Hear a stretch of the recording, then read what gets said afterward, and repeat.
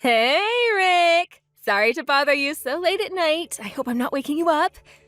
I just wanted to say I'm really, really happy for you. I'm so glad that you and Sally are finally gonna be able to have your wedding. I'm really looking forward to it. Wow, what's gotten into you, Grace? Sentimental text in the middle of the night? You haven't been drinking, have you?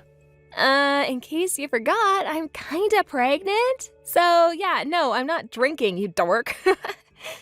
I was just talking with Mom a little bit ago. We were talking about a bunch of stuff, and eventually your wedding next week came up, so I don't know, I just felt like texting you and telling you how happy I was for you. That's all. Uh-huh. Oh, thanks for taking the time to text me, Grace. It still feels a little bit weird, though, having our wedding after all this time. I mean, good grief, we've been married for 2 years already. We just kept putting the wedding off because of one thing or another. Yeah, and then there's the issue of Ryden. I'm sure it took some time to adjust to having you around. How old is he now? In the first or second grade? Yeah, he just started the first grade this year. It's insane. Man, when I first met him, he was still going to preschool. Kids, huh? They grow up so fast. Right? I was just thinking the same thing. I'll bet I'll understand how that feels once my baby is born. Yeah, I'll bet it'll be even stronger for you. After all, Ryden isn't actually my kid, biologically anyway. If I have these kinds of feelings about him having only known him for a few years, I'll bet being around the baby from the moment they're born makes their development feel even faster. Yeah, I'll have to be sure to treasure each and every moment. Oh, by the way, how are things going between you and Ryden? Is he excited for the wedding? Is he excited? My gosh, I don't even think excited is a strong enough word to describe how he's feeling. It's like he's gonna blast off to the moon any second now. I mean, Ryden's always been super clingy around Sally since I first came into the picture. Even back when we first got married, I could kind of tell that he had a weird mix of feelings about the whole thing. Like, it's not that he was against us getting married, just that he wasn't sure how to process it, I guess. So, I'm surprised he seemed to be looking forward to the wedding so much. Huh. I always had the impression of Ryden being kind of a mischievous little boy. But you say he's a pretty hardcore mama's boy, huh? Well, you know, he is at a kind of an awkward phase in life. Going to school more hours per day, learning more difficult things, that kind of stuff. Plus, she's his only biological parent. I think he's equally as devoted to her as I am. Actually, I take that back. He might be even crazier about her than I am. That's kind of cute, actually. Well, I'm glad you think he's cute. Meanwhile, I have to fight with a 6-year-old boy every time I want to have some private time with my own wife. Okay, too much information, thank you. Anyway, I think it's really admirable the way you've stepped up and became a father figure for Ryden. My little brother's all grown up. I think it's high time you dropped a little when you're referring to me. But yeah, I knew exactly what I was getting into when I married Sally. I came into this marriage fully prepared to fill the role of father for him. I've thought of him as my son from day one, even though there's no blood between us. Stop! If you impress me any more than you already have, I might not be able to tease you as much. But yeah, from my point of view, it seems like Ryden has bonded really well with you over the last few years. I'm glad things are going so well for you. Well, it's not like there aren't challenges. You know Sally, she can have a bit of a juvenile side to her at times, right? I'm really not pleased with the language she uses towards you, if I'm being perfectly honest. I think it's cute the way she acts. She has a super youthful spirit. She's adorable. And, you know, I've always wanted a little sister to play with. Yeah, terribly sorry to disappoint you by having a Y chromosome. But Ryden has a pretty similar personality to Sally. He can be pretty mischievous at times, just like you said. He's pretty prone to pranks, and some of them go a bit too far. You wouldn't believe how many messes I've had to clean up for him this last week alone. I guess that's just a part of being a parent, huh? I'm gonna have to hope my child isn't going to be as much of a brat as I used to be. I might be your older sister, but the two of you have more experience than me at raising kids. So I hope you won't mind giving me some advice when I have problems, will you? Hey, if there's anything I'm qualified to give advice on, I'll give you as much as you want. By the way, you're gonna be coming to our wedding, right? Of course I am. You think I'm the kind of person to skip out on my own little brother's wedding? There you go with that little again. That's not what I mean. I'm talking about you being pregnant. You know, morning sickness, back pain, that kind of stuff. Do you think you'll be able to sit in the cathedral for about an hour or so without getting uncomfortable? That. Nah, it's nothing you need to worry about. I've been pregnant for so long enough that I'm more than used to sitting uncomfortably. I mean, when you're as pregnant as I am, there really isn't any way to sit other than uncomfortably. But worst case scenario, my husband's folks are gonna be there too, so I can have them take me home if need be. You do whatever you need to do to take care of yourself and the baby, you hear? Don't worry about us or the wedding. If you need to stand up, move around, or even go home, that's all fine with me. Thanks, Ricky. Okay, well, it's getting late. I should let you go. I'll see you at the wedding.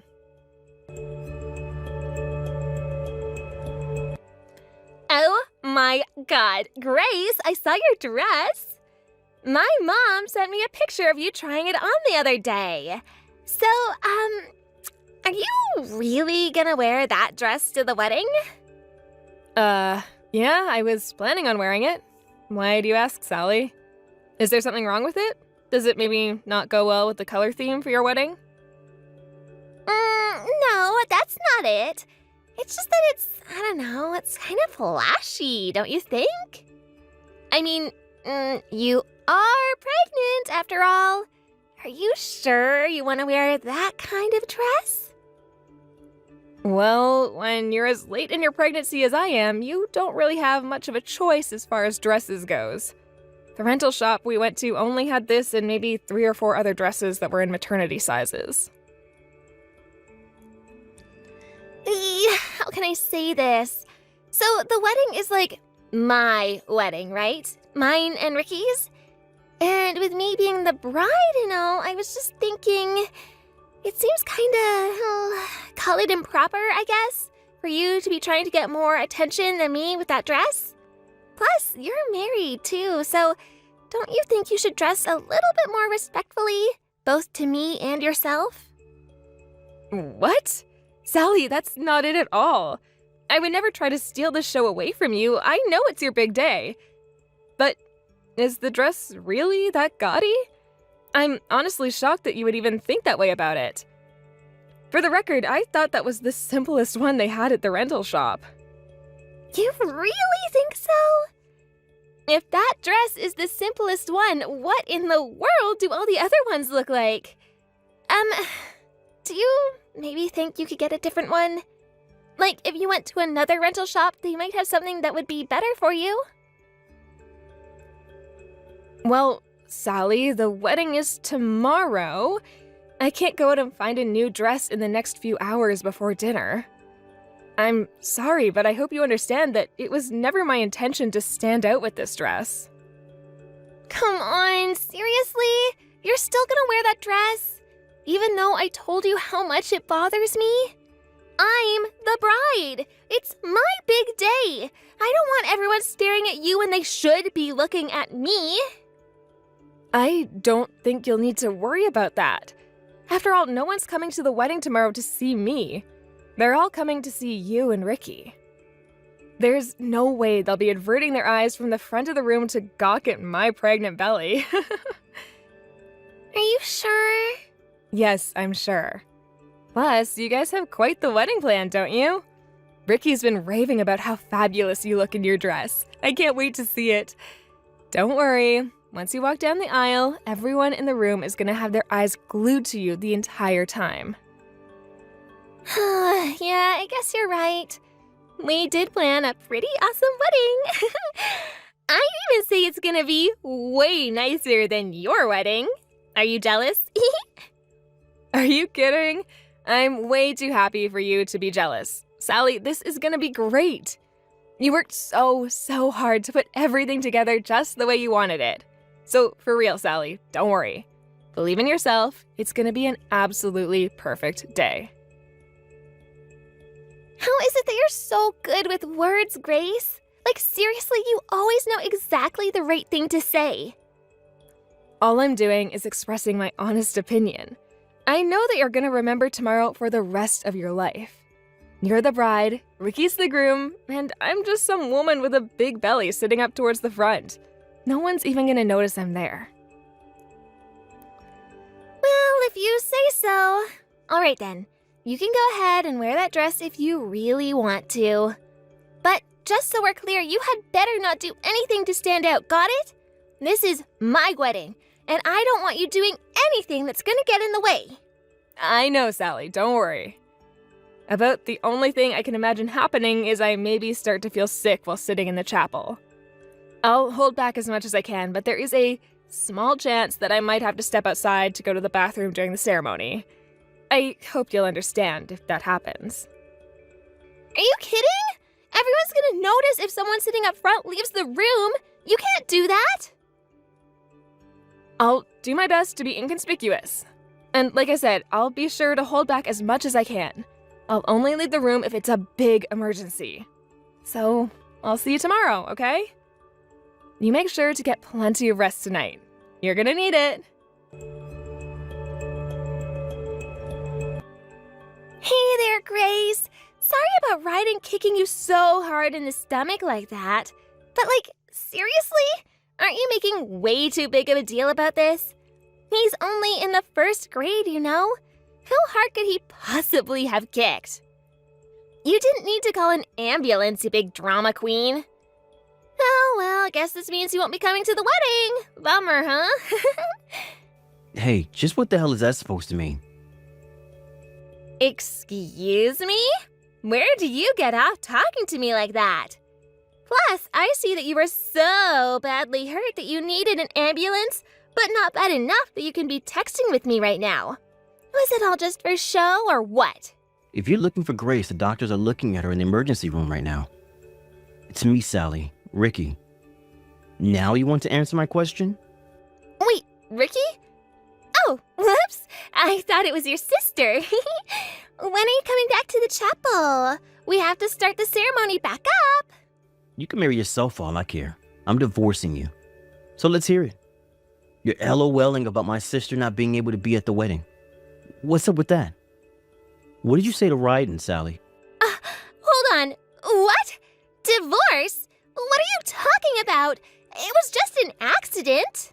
If it really were an accident, I wouldn't be as mad at you as I am right now. I saw how weird Ryan was acting after he kicked Grace in the stomach. And now you're laughing about my sister going to the hospital. You'll have to excuse me if I find it hard to believe there's nothing screwy going on here. But back up, Ricky. You just said you're gonna divorce me.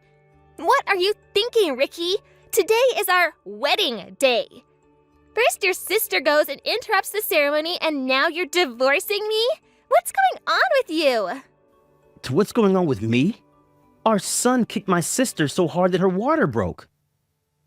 What are we gonna do if something happens to the baby, Sally? How can you be focusing on the wedding at a time like this? But that's her problem, not ours. Are you insane? Of course it's our problem too. Now, enough dodging the question. What do you mean, what question? You know exactly what I mean. Why did Ryden do that? I don't know, ask him. What are you asking me for? But you know Ryden, he's a really mischievous boy. He was probably just messing with her, that's all. You write this off as him messing with her? Sure, Ryden can act up at times, but he would never do something to hurt anyone. You're not even his real dad. Why do you act like you know him better than I do? He may not be my biological child, but I consider him to be every bit my son. I've been the only dad he's known in the 2 years we've been married. So yeah, having known Ryden for a solid 1/3 of his life, I think it's fair to say I know a thing or two about the kid. So don't give me that BS, Sally. This is completely crazy. Ryden is my son. I gave birth to him. And I am telling you, as his mother, that he just kicked her for no reason. that should be good enough for you. Even if that were the case, this is absolutely not something we can dismiss as simple child mischief.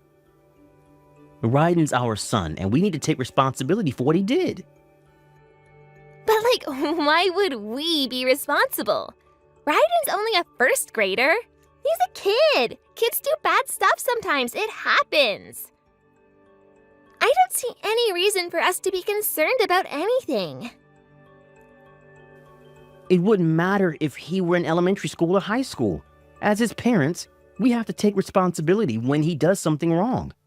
If we can't do that, we have no right to call ourselves parents. You've only been his parent for 2 years.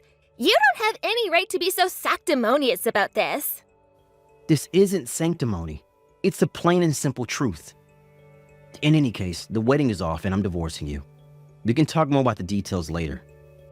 I don't believe this. You're really gonna cancel our wedding?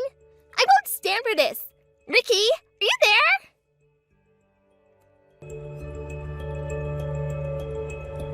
Boy, yesterday was pretty rough, wasn't it? How are you doing, Sally? How am I doing? Thanks to you, not only did my wedding get canceled, but Ricky's gonna divorce me. How do you think I'm doing? Well, what did you expect was going to happen? Fortunately, my baby was fine. I was so worried during my ride to the hospital.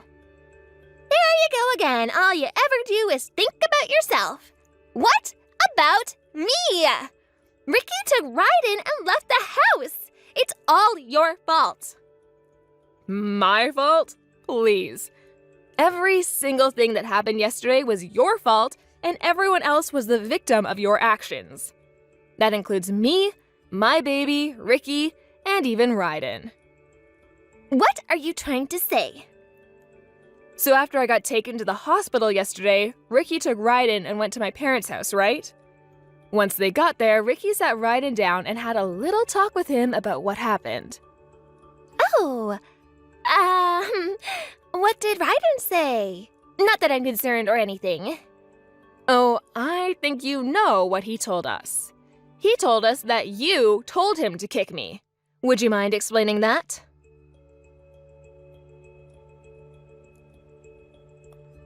You're gonna have to own up for it sooner or later, Sally. You might as well tell the truth now.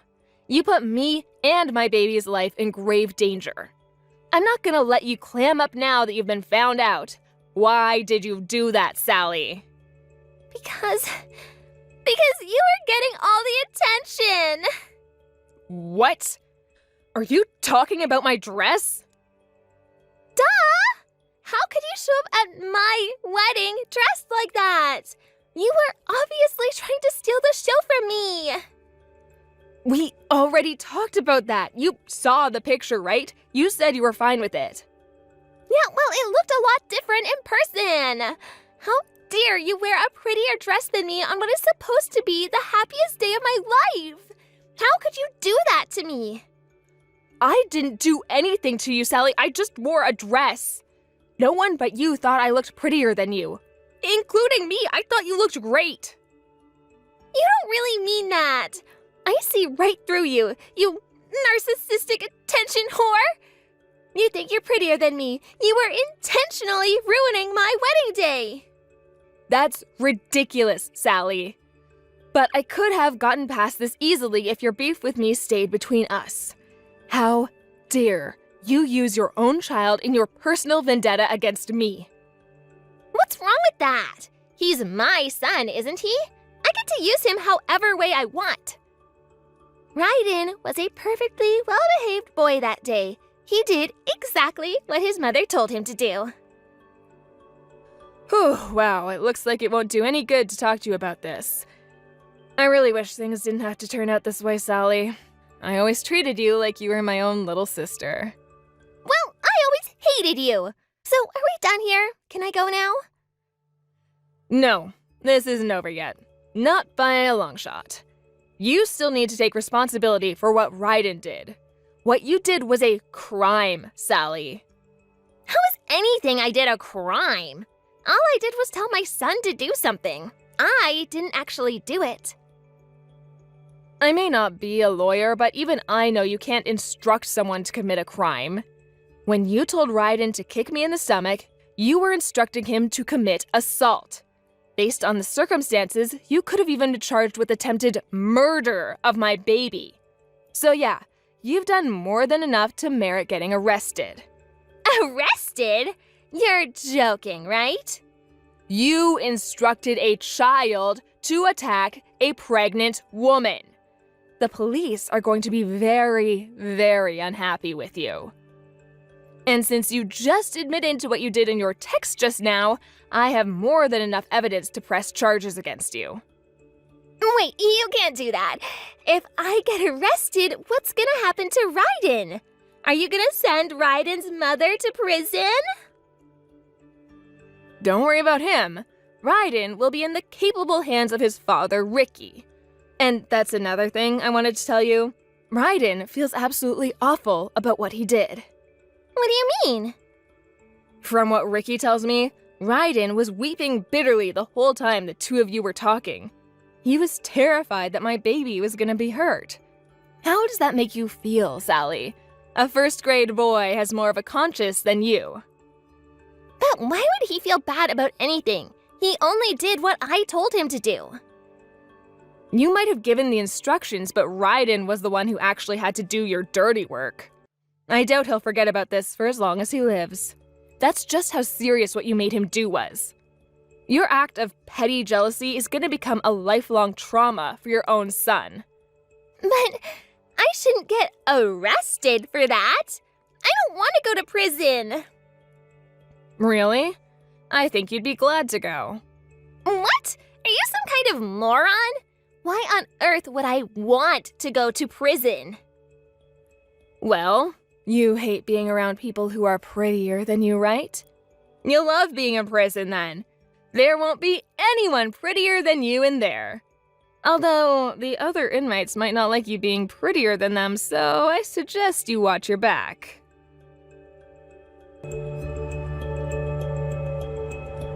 After that, I called the police and explained the situation.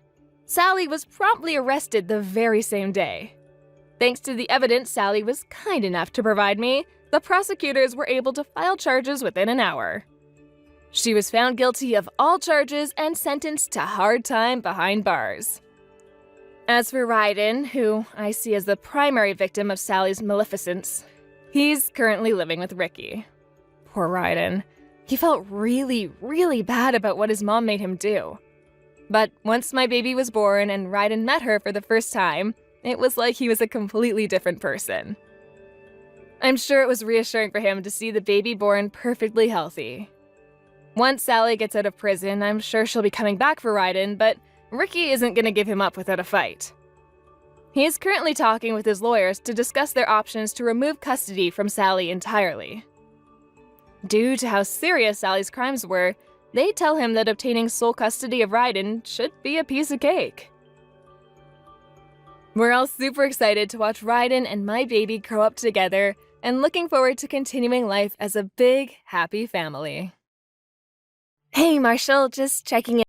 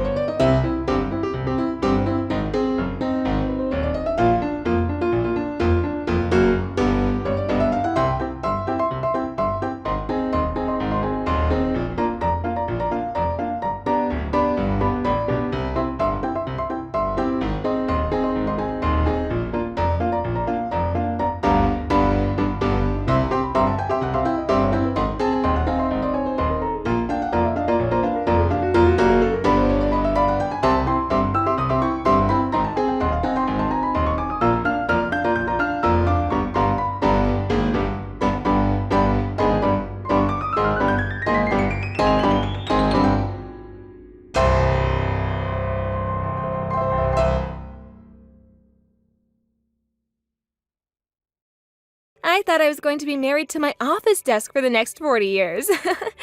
I never thought I'd actually be able to marry a stand-up guy. Yeah, I really lucked out too. I managed to lock you down before some other guy came along and picked you up. There isn't a single other man in the world who I would want to marry but you. With my work, I'm out of town a lot of the time. And that's in addition to time I have to spend at the office. So I'm away from home a lot of the time, and in general don't have much free time to spend with you. Plus, I always say exactly what I think, and that's not what guys want, is it? Why did you ask me to marry you anyway? I think it's super respectable the way you know exactly what you want in life and have everything set in order for yourself. And as for your brutal honesty, I'm pretty cool with that too. You're feisty. That's kind of hot. Oh, come on, really? Marshall, remember the time when I was massively busy at work and couldn't see you for almost 3 months? I still can't believe you waited for me. Most men wouldn't. And for you, I'll wait as long as you want me to. Well, if I'm being perfectly honest, it does get pretty lonely for me when I can't see you. But I know that wherever you are, whether you're across the country or across the world for me, I'll always be your number one guy, and that's enough for me. I'm glad you understand how serious I am about you. Thank you so much for staying by my side through everything, Marshall. If you start to feel any worse, you let me know right away, got it? All I have to do is hit the save button and I could be right over there anytime, day or night. You'll be the first one I call. Unless I'm dying or something. In that case, I'll call an ambulance and then call you. Yeah, I think that would be for the best. Sleep well, Marshall. Good night.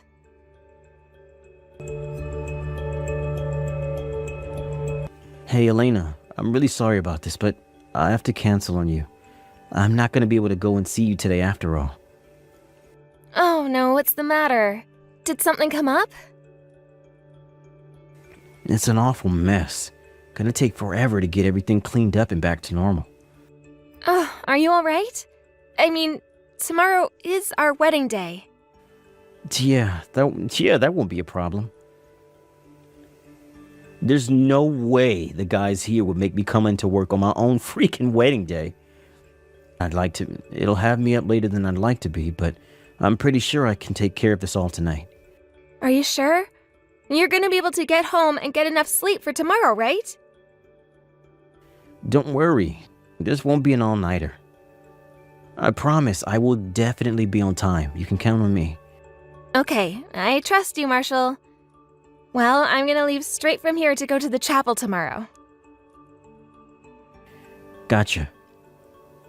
I'm sorry about this. I know you were saying that you wanted to go together.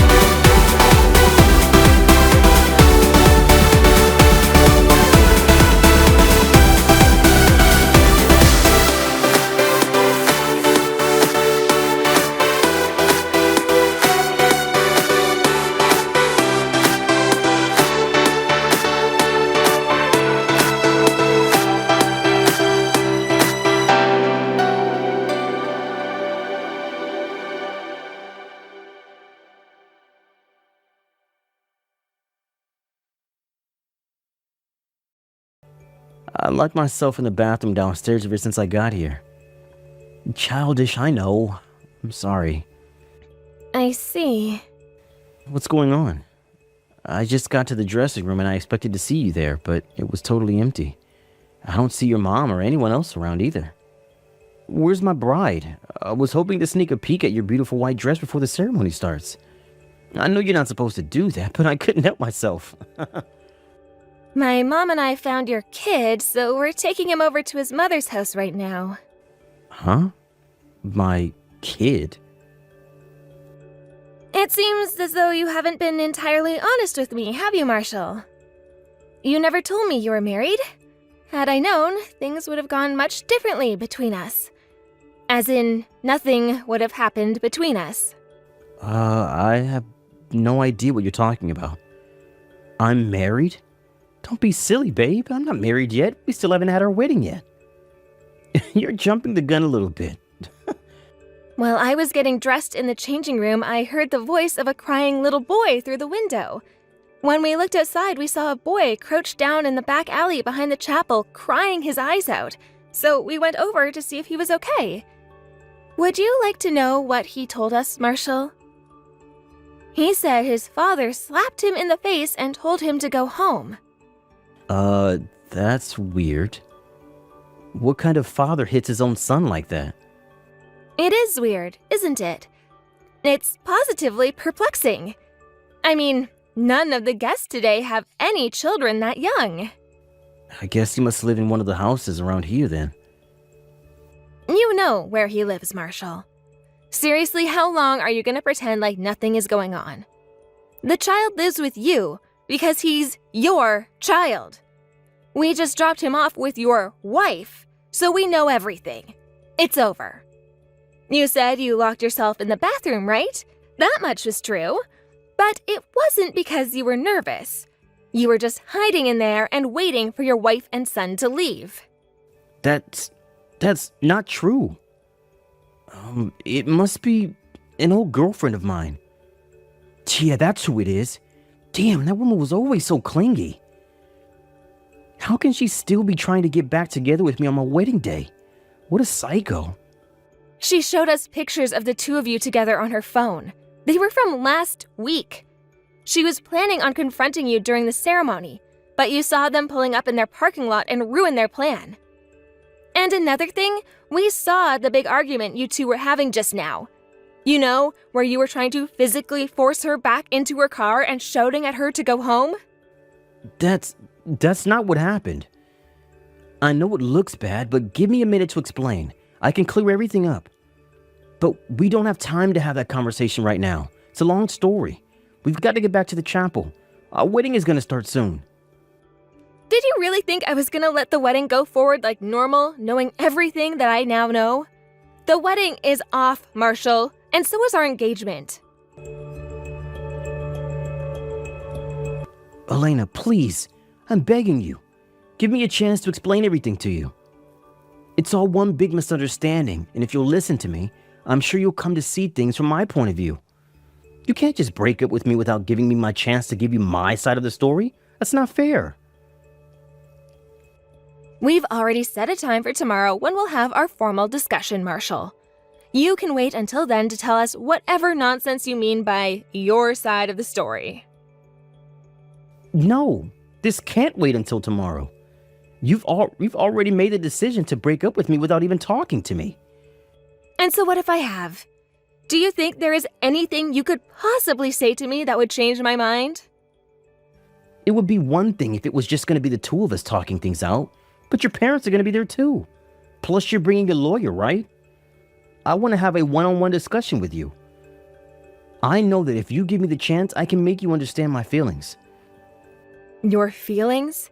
Your feelings about what? About you. I'm in love with you, Elena. You're in love with me. Really? I don't know. I find it hard to believe that someone who loved me would hide the fact that they're married and have a kid already. Is that what love means to you? Proposing to someone while at the same time telling massive, unforgivable lies about yourself? I was going to leave my wife anyway.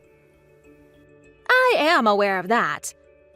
However, you never told your wife about that until after you proposed to me, isn't that right? I told you, Marshall, I know about everything.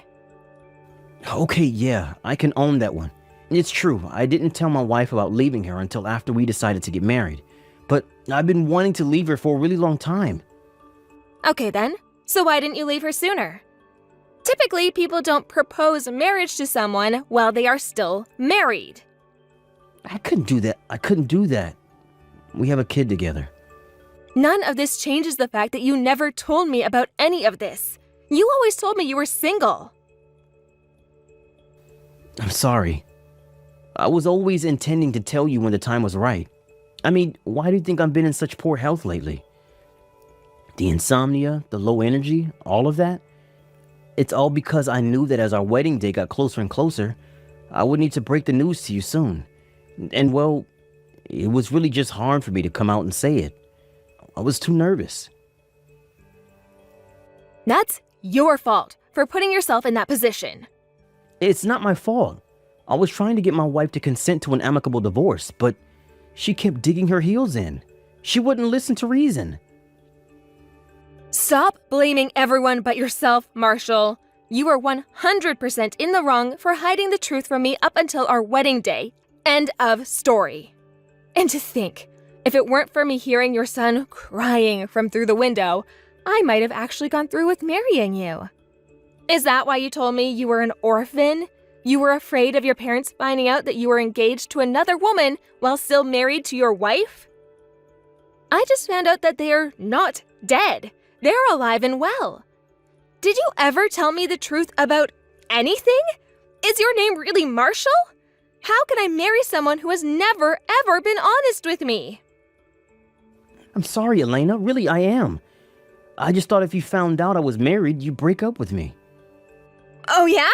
Duh? Of course I would have broken up with you. That's why I had to keep it a secret. I only lied to you because I wanted to be with you. You're not going to move me with sentimental speeches, Marshall, so don't bother. I'm gonna get divorced from my wife right away. So, can't you reconsider breaking up with me? Not a chance. I would never marry a lying, cheating scoundrel neck deep in debt like you. Yes, Marshall, that's right. I know about that, too. Your spending habits were so egregiously bad that you had to borrow money from her parents. That's why your wife wouldn't consent to the divorce. You were trying to skip out on paying them back. I'm gonna pay them back even after we get divorced. Oh yeah? Who's gonna fit the bill for that, Marshall? Were you planning on having me bail you out once we got married? No, of course not. I'm gonna pay for it all by myself. There's no way I would ever do anything like that to you. How many times do I have to tell you this, Marshall? I know everything. Everything. Your wife told me what you said to her when you were trying to get her to agree to the divorce. You told her your girlfriend was rich and had a ton of money in savings, so once you got married, you would take my money and pay her parents back right away. So stop trying to deny it. That isn't true. I never said that. She's lying to you to make me seem like the bad guy. All she's trying to do is get between the two of us. She couldn't stand to see me happy with another woman than I was with her. Even if that were true, and I doubt it, it changes nothing. I'm not breaking up with you because of your debt. I am breaking up with you because of your lies. It's still absolutely insane to me that the only reason I found out about all of this was because you slapped your own son. And that's just the icing on the cake at this point. You're a liar, cheater, moocher, and a child abuser. So this is it. After all we've been through, you're just gonna break up with me? You never loved me at all, did you? I did love you, Marshall. I meant it when I said yes. As of this morning, I was totally excited to spend the rest of my life with you. And that's what makes it hurt so much. You are the scummiest man on the face of the planet. Elena, you have to forgive me. I admit that. I was wrong. I should have broken up with my wife before I started dating you. But please understand that my life for you is 100% genuine. This isn't a matter of getting the order wrong, Marshall. What you did demonstrates clearly that you do not have the moral fiber of a man I would want to marry. Honestly, I'm glad you did things this way. If you hadn't, I might never have known what a no-good creep you were. Please, don't talk like that, Elena. You're the only woman in the world for me. You know what, Marshall? I have to hand it to you. You were right about one thing. I'm positive that I was the only woman in the world for you. Because no woman in their right mind would want to marry a piece of trash like you. After that, Marshall and I officially broke off our engagement. My troubles had ended, but Marshall's had only just begun. Since he lied to me when he said he was single, I successfully sued him for marriage fraud. Marshall is now on the hook for the cancellation fees for the wedding and punitive damage for my emotional suffering. But wait, there's more! Next up is Marshall's ex-wife. Since he had been cheating on her, she was able to secure massive alimony and child support payments from him during their divorce proceedings. And after that, he got socked with yet another lawsuit, this time from his ex-wife's parents. They obviously wanted to make sure he paid back all the money he borrowed from them. This all added up to a colossal sum that Marshall was completely helpless to pay. He sold his car, his prized motorcycle, and a whole bunch of his other stuff. But that was only enough to cover the money he owed me. He still had to pay off his ex-wife and her parents, so he had to go and take on a high-interest loan for the rest. So to say Marshall was left with nothing would be a little bit inaccurate. The truth is, he was left with less than that. You remember the parents that he told me had died when he was young? They didn't take too kindly to hearing their deaths used as a cover story for an affair, so they promptly disowned him. The only remaining ray of hope for him is that somehow in all of this, he managed to keep his job. I doubt he'll be doing much other than work for the foreseeable future, since he's going to have to keep up his alimony and child support payments in addition to the loan he took out. As for me, I'm sure you can understand what a massive shock it was when I found out that the man I was intending to marry was not only married, but a father, too. But I'm sure my feelings pale in comparison to the suffering his poor wife and child must have gone through. By the way, I found out another of his lies. It turns out that the house I thought was his actually belonged to a friend of his who goes out of town on business regularly. All those times when he canceled on me at the last minute were times when his friend got home earlier than he expected. So Marshall wasn't just satisfied lying to his wife, his child, and his unknowing mistress, he was lying to his friends as well. We may have dealt him a crushing financial blow in the courtroom, but all the money in the world isn't going to make our pain at his hands go away. So now we need to work on getting our ultimate revenge. Moving on and finding happiness in our lives. I don't think I'll ever see him again, but if I do, I'm gonna hold my head up high, give him a sly little smirk, and just keep on walking. Hey there, Melanie. How are you doing, sweetheart? I hope I'm not interrupting you at work. Have you gotten home yet? Hey, Dad. Yeah, it's no problem. I just got home a little while ago. What's up? Is there something you need to talk to me about? Well, yes, actually. The truth is, there's a bit of a favor that I wanted to ask of you. A favor? What is it? I don't think you've ever asked me for a favor before, come to think of it. You see, I was wondering if you wouldn't mind lending me some money. You want to borrow money? From me? Are you serious, Dad? I know. You must be thinking I'm out of my mind to ask you something like this. And honestly, you're kind of right. But the unfortunate reality is that I really need the money. What do you need it for? Did something happen to you guys? And why do you need to borrow it from me? I mean, it's not like you guys are hard up for cash, right? You and Mom both have your own careers. So I figured you guys must have more than enough savings to cover anything other than some huge emergency expense. Yeah, about your mom. I'm afraid I can't ask your mom for help on this one.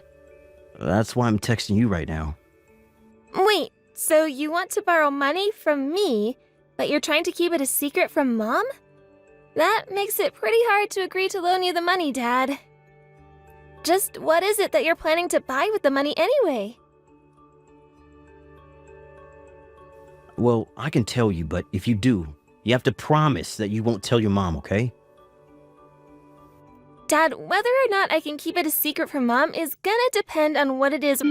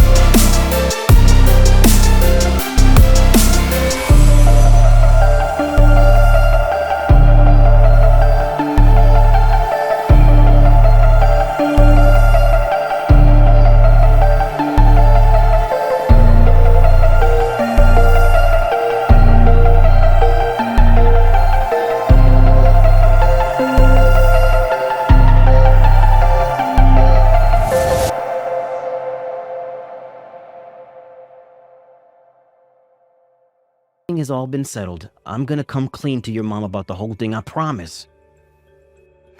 How much do you need? I need about $3,000. And you're gonna pay me back, right? Yes, for sure. Like I said, in 2 months, her parents are gonna pay me back. And when they do, I can pay you back. All right, but on one condition. Promise me that from this day forward, no matter what kind of sob story a person comes to you with, you're not gonna lend anyone any more money. Not 1 cent. If you do that and need my help, I won't help you next time. You'll be on your own. I give you my word, sweetheart. Thank you so much, Melanie. You can count on me. I'll definitely pay you back.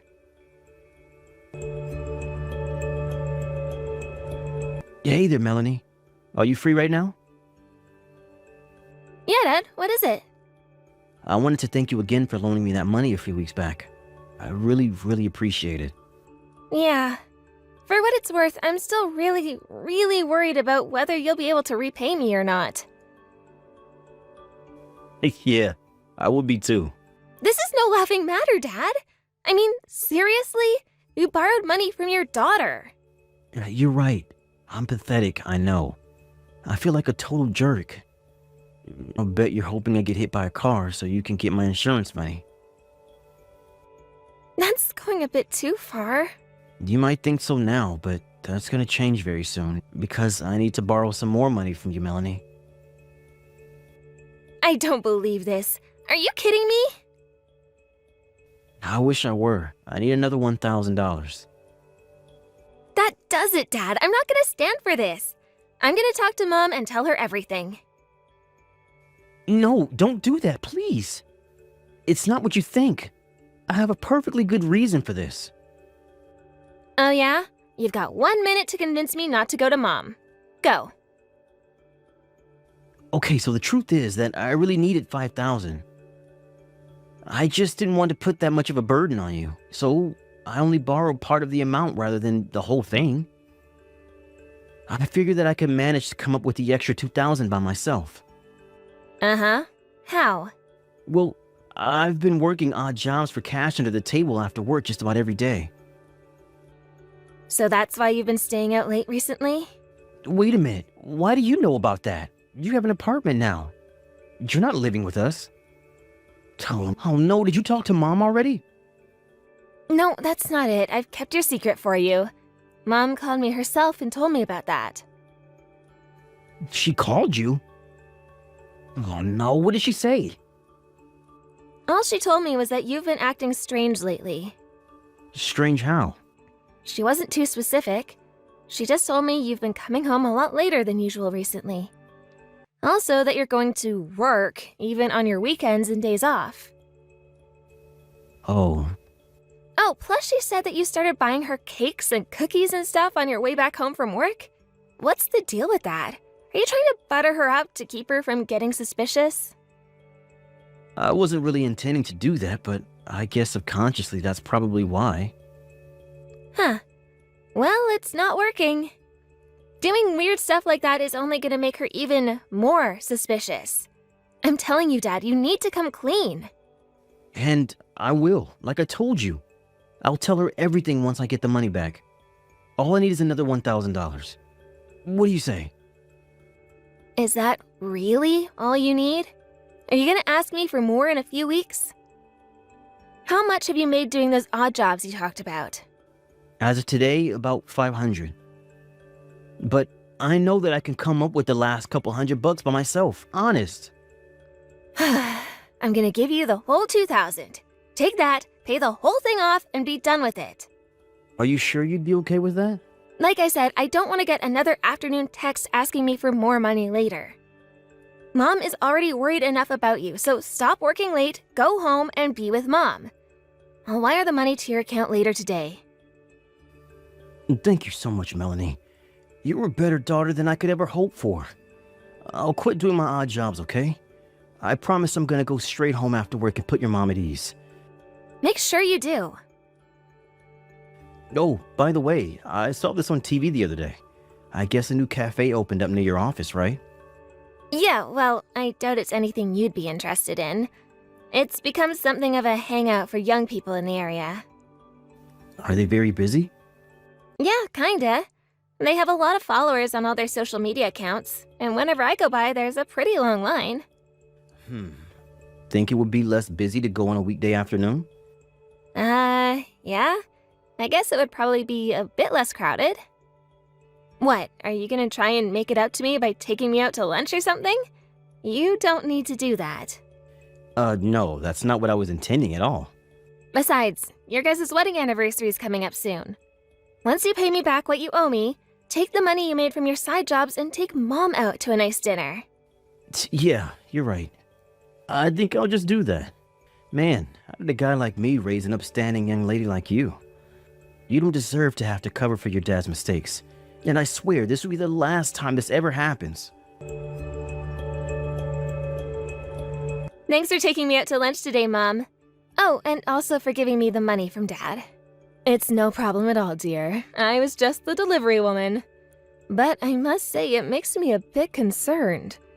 I know I asked you about this earlier, but are you really all right, dear?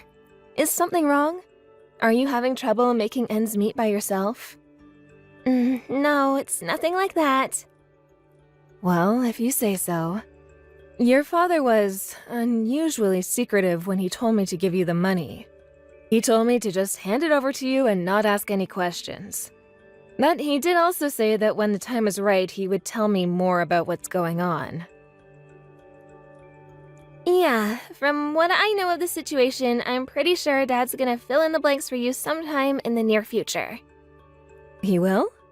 Hey, wait a second. Mom, where are you right now? Did you already get on the bus home? No, dear, I'm not. I had some shopping to do in the city, so I was just on my way to that supermarket a ways down the road from the bus stop. What is it? The envelope you gave me from Dad only had $1,000. That's not right. There should have been $5,000. Do you have any idea what happened to the other $4,000? Another $4,000? You mean to tell me you asked your father for $5,000? No, I didn't ask him for that money. It's just that, well, $1,000 isn't enough. It's not what we had discussed. I don't see how that's any different. $1,000 is a lot of money, Melanie. Trust me, I'm very aware of that. Once you get home, could you ask Dad when he plans on giving me the other $4,000? I don't believe you, Melanie. What on earth has gotten into you? You already borrowed an incredible amount of $1,000 from your father, and the first thing you do is ask for more? It is incredibly inappropriate for you two to intentionally keep me out of the loop like this. Arranging a loan of that size in secret? I won't stand for this. If you want the extra $4,000 you're asking for, you can have it. However, that $4,000 will come at the cost of our familial bonds. I don't need any daughter who would be so willing to take advantage of our kindness. Mom, I'm not borrowing any money. I'm the one who was borrowed from.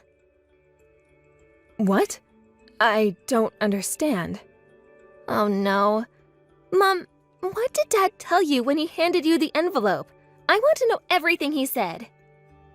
He simply told me that you needed some extra money and asked him to lend you $1,000.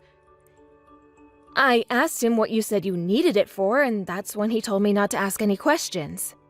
Oh, for the love of... that filthy, rotten liar! Liar? Are you calling your father a liar? You had better explain yourself at this very moment.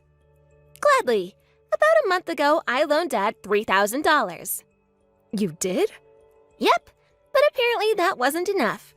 Because a few weeks later, I ended up having to loan him an additional $2,000 for a total of $5,000. Is all that true? I'm afraid it is, and I'm very sorry for keeping it a secret from you, Mom. Dad was really desperate for me to keep it a secret from you, so I did. I realize now that I was wrong and shouldn't have done that. If I had been honest with you, this might never have happened. You said you were going to the supermarket down the street from the bus stop? Go ahead and wait in the food court. I'll meet you there soon. I'll fill you in on all the details that I have.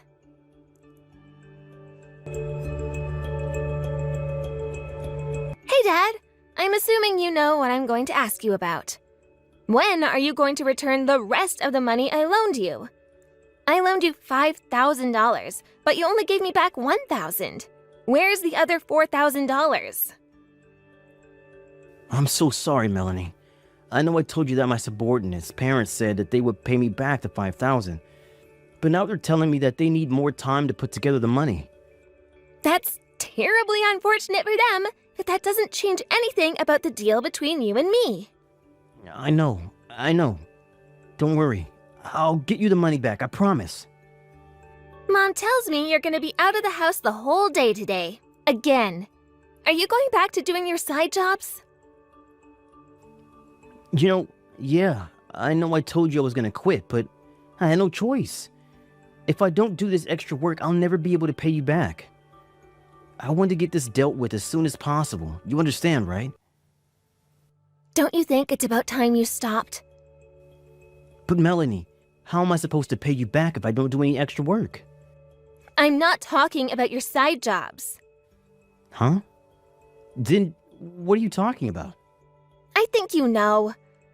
I mean, you should stop buying her every single thing she asks you for just because she has a cute face. If you keep doing her bidding like that, you'll never be able to settle your debts. What, Melanie? I have no idea what you mean. Yes, you do. It's what you're doing right now. You're with your little friend right now, aren't you? How old is she, Dad? From the looks of things, you're old enough to be her father. And let's see. It looks like she's carrying the purse that you bought her on your last date, isn't she? Boy, Dad, you sure look like you're having a great time. It's like you don't have a care in the world. I'm glad that you aren't letting the fact that you owe your own daughter money interfere with your love life. Melanie. How? You can stop trying to look around for me. You're not gonna find us. And look at how nervous you're making that poor girl. You've been watching me? Where are you right now? That's no concern of yours. All you need to know is that I have a clear view of everything you're doing, so don't bother trying to run or hide. I haven't done anything illegal, you know. Trust me, that was one of the first things I looked into. Your friend appears to be over 18, so there's no issues there. And as far as I can tell, you haven't crossed the line with her for at least the last month. Right, so what's the problem? This is my private, personal business. It doesn't concern you. I'm allowed to have friends, aren't I? I don't have to run all my acquaintances through my wife or daughter. I don't have any disagreements with you there, Dad, but that's not the issue. The issue is you paying me back what you owe me. Also, I think it goes without saying, but considering the sob story you told me when I loaned you the money, I'm a bit perturbed to see that you ended up spending it on a designer handbag for your lady friend. No, that's not what happened. I didn't use your money on her. Come on, what kind of man do you think I am? I told you, Dad. I checked up on what you've been up to for the entire last month. I got all the evidence I needed to prove my case from your own phone. The first thing I did was check your bank transaction history. I noticed that the very next day after I wired you the first $3,000, there was a withdrawal of the exact same amount. Curious. And then I checked your text messages. Your lady friend sent you a text that same day saying, "Thank you so much for this bag, Daddy. I love it." Then she sent you a picture containing the handbag in question. I looked at the retail price of that bag, and who would have guessed? It retails for around $3,000. It's funny to see her call you Daddy, though. I thought I was your only daughter. Mom already knows everything, too. She also saw that you had been making regular withdrawals from the savings account that was supposed to be for your retirement. How stupid are you, Dad? You weren't covering your tracks at all. Oh no. Oh no, your mom knows? Yep, and she's known for quite some time now. I'm sorry. 1, I am not the person you should be apologizing to. 2, do you think an apology is gonna do any good this late in the game? You don't understand. This was going to be the last time I meant it. That's why I met up with her today, to go on one last date. I'm not as stupid as you are, Dad. That excuse isn't gonna work on me. God, you make me sick. Give me back my money now, and never show your face around us ever again. I'll give you your money back, okay? But come on, aren't you taking this a little bit too far? You can't talk to me like that. I'm your father. And just what kind of father and husband have you been, huh? You dipped into your retirement savings to go on dates with a girl younger than your own daughter. And when that money started to run out, you borrowed money from your own daughter. And when that money ran out, you borrowed more money again from your own daughter. All while keeping it hidden from your wife, who, by the way, is not going to give you another chance. She said she wants to divorce you. Divorce? But I never cheated on her. Do you think that makes it okay to practically steal money from your wife in order to hang around with a young girl? This isn't sports, Dad. you don't get to tiptoe right up to the line without crossing it and avoid facing any consequences. One of the things that hurts the worst is that you had seemingly no issues with using me to pay off the debt you took on to spend money on that girl. Made up that sob story about your subordinate being in trouble and needing help. I knew that story smelled fishy. It wasn't your subordinate who was in debt to some shady people. It was you, wasn't it? Let's just calm down for a minute, okay? How about we meet up somewhere and talk things out? You guys don't understand. I was just trying to support her in her career path. If you want to throw money at young girls, do it with your own money. Don't steal money from your own family. I can't believe the man who raised me is such a vile creep. Gives me the chills. Oh, and when you asked me about that cafe, you were just looking for information on where you could take that girl, weren't you? And there I was, thinking you were trying to invite me to go with you. Wasn't I a complete fool? That's not true, Melanie. I was going to take you there too, eventually. I am never going to go anywhere with you ever again for as long as I live. As far as I'm concerned, I don't have a father. Melanie, please don't say that. I think you were right about something, Dad. I wouldn't mind at all if you got hit by a car right now. I'm sorry, Melanie. I never meant to hurt you. And I'm never going to hurt you again. From now on, I'm going to devote myself to my loving family 100% of the time. That's a promise. You can count on me. You are way too late to call us your loving family. Our love for you was burned up once we found out what you were really up to. I will never trust a word you say ever again. You lied to me in order to steal my money so you could buy presents for that girl. There's nothing you can do to repair that loss of trust. I told you, I'm not going to see her anymore. So please, don't abandon me. Don't turn your backs on me. I don't know what I would do if I didn't have the two of you in my life. I'd have nothing left to live for. What are you talking about? You have family besides us. You know, like that girl who called you daddy. How about you keep on supporting her in her career path? We won't be getting in your way ever again.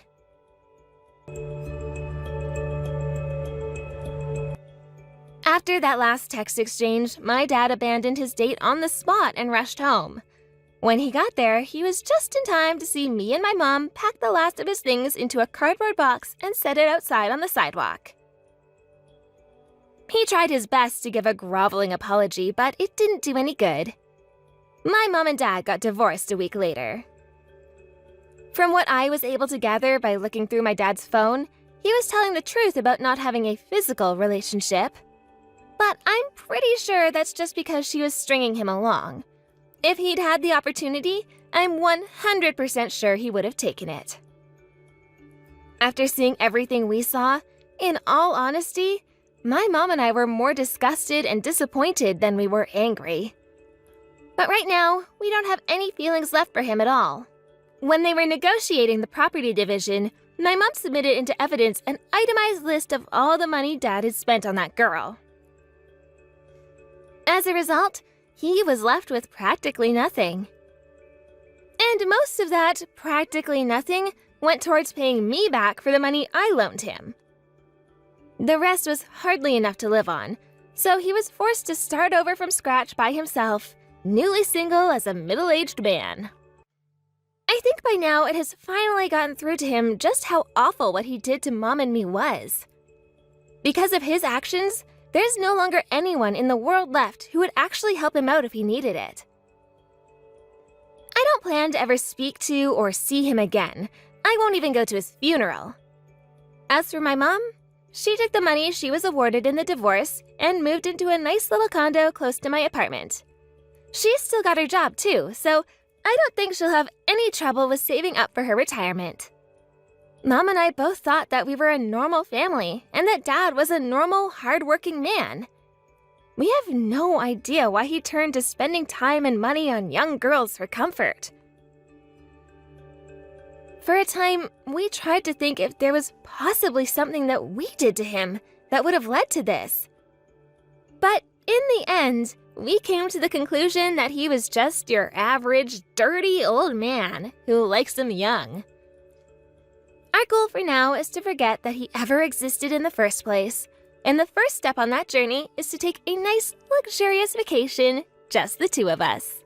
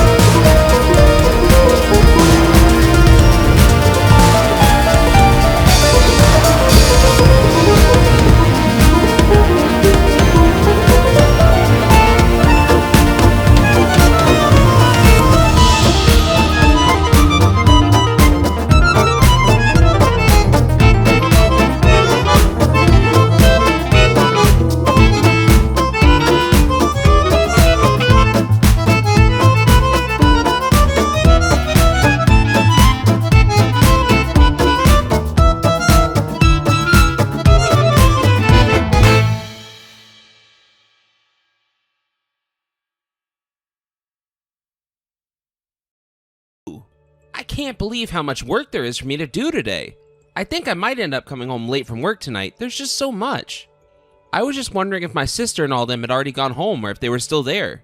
Actually, they just went to go back to their place not that long ago. But man, I really just have to say that they were being so loud and noisy right up until they walked out of the house. Well, it sounds to me like you had quite a bit on your hands then. Thank you so much for putting up with them. It means a lot to me, you know? The truth is that I was already tired of them basically right after they arrived, to be honest. I know, but I mean, they do have 2 kids after all. So I guess it only makes sense that they're going to cause a ruckus when they're there, right? But I hope that you were at least able to have a little fun with them while they were visiting. Yeah, it isn't that I didn't have any fun or anything like that, but I just felt like I couldn't have a moment to myself that whole time. In fact, I've been meaning to bring this up for a while now, but don't you think that your sister has been coming over just a little bit too much lately? I just mean that ever since we moved into your house, your sister and her family has been coming over to spend the night weekly. Oh, come on. You can't really be serious about that, right? I mean, you know they come over all the time because we live so close to the baseball stadium, right? You know how much they love baseball. They come over all the time so that it's easier for them to get to the games. Not to mention how close we live to the aquarium, the zoo, the amusement park, all that fun stuff. It's a convenient location for a family like my sister's. And I get that we live in a really good place for families wanting to go out and have fun, but I just understand why it is that they have to stay in the night at our place every time that comes over. And more of that, they just come over so often. I don't know. Sometimes I feel like your sister just can't take a hint no matter how many I drop. But I just wish that she would come over just a little less, you know? I know, but we're all family now. So I really don't think that you should be thinking like this about my sister and all. You don't want to end up pushing them away, do you? No, it isn't anything like that, and I'm really glad that your sister and her family feel so comfortable around us. Then I really don't see what the problem is. They all come over, wear themselves out having fun, and they go home. I don't know. I think it's kind of nice that they get to take so many trips as a family together, you know? And I think more than anything, my sister and her family are just kind of people who enjoy getting to spend time together with their family. Well, it's not that I mind spending time with them. I just don't get why they always need to spend the night here. I mean, you realize they come over and spend the night every single week, right? I really don't get what the big deal is, though. I mean, what's wrong with them coming over once a week to stay with us? I don't know. I think you should remind yourself that we're all family and maybe be just a little more forgiving. I really don't think that there's anything too wrong with them spending one night a week here, you know? That's the least we should be doing for family. I understand why it might not seem like a lot where you're standing, but when they come over to spend the night, it makes a lot of work for me. I have to make sure the whole house is clean before they get here, I have to prepare more dinner than usual, and I have to wash the sheets and set out the air mattresses. Oh, really? I'm pretty sure that my sister told me that they always try and eat something before they come over to make less work for you. I really don't think, if that's the case, that you'd have to do all that much cooking or anything like that for them. Okay, but they are still guests, and I can't just not feed them anything. I mean, think about breakfast the next day. I mean, it's just breakfast. I really don't get what the big deal is here, you know? Look, I'm just trying to tell you how much extra work it takes for me when your sister and her family comes over all the time. I mean, you really don't know what it's like at all since you have to work on Saturdays. But that day is supposed to be a day off for me, and I would just end up doing so much work on it. Well, can you just put up with it for me, please? I mean, you do realize that we only found this place that we're living in now because it was my sister who suggested it to us, right? She found the perfect place for us to live and worked really hard to find it for us, you know? I mean, it's not that I don't feel grateful for that or anything, but I just don't think it's giving an excuse to act like this. Come on. Just think about all we got, all because my sister knew someone who knew about this place. We have a low mortgage rate compared to the rest of the market, and this house basically checked everything on our dream house box. I agree that this is a really amazing house and that we were able to get it at a really good price. It's cheap and it's pretty and it does have a lot of things that we want, but I still feel like you're not listening to me. Of course I am. But I think that you're not understanding that we really do have my sister to thank for all of this. So I think the least you could do is let her visit now and then. So you're basically just telling me to try and suppress all this discomfort that I've just expressed to you? I just don't understand why you're doing this. Are you trying to start drama with my sister or something like this? You know, The truth is that my sister actually really wanted to live here. Oh, really? Is that so? I actually didn't know that she wanted to live here. Yes, it really is true. Kim was thinking of snatching up this house for herself and her family, but she let us have it instead. So I think that you should really be much more grateful than you are. I mean, you do realize that if you ended up pissing off my sister too much, that we could lose this house to her, right? What are you talking about? How could that even be possible when we've already signed the contract with this place? Well, what if Kim approached the real estate agent with an even better offer? Then we might really get kicked out of here. And if we get thrown out of here, then we'll be back to square one in terms of our house hunt. So just please back off my sister for the time being, okay? Well, I guess if that's actually a real possibility, then maybe I should back off. Just keep telling yourself that they're gonna get bored coming over so frequently soon enough. And the kids are gonna grow up and will want to do other things for fun. And then they'll probably stop coming over so frequently. It'll all work out in the end, okay? Okay, well, if you think that me asking her to come over a little less might upset her, do you think that you can maybe ask her for me? You really are persistent. Do you know that?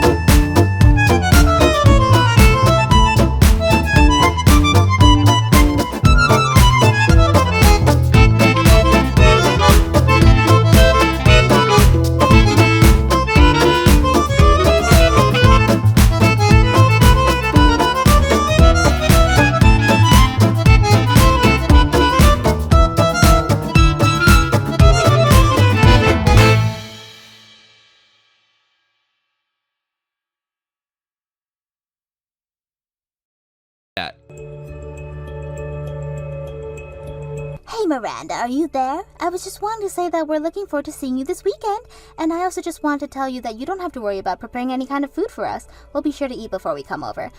Hi there, Kim. I was just wondering if you hadn't heard from your brother or anything like that recently.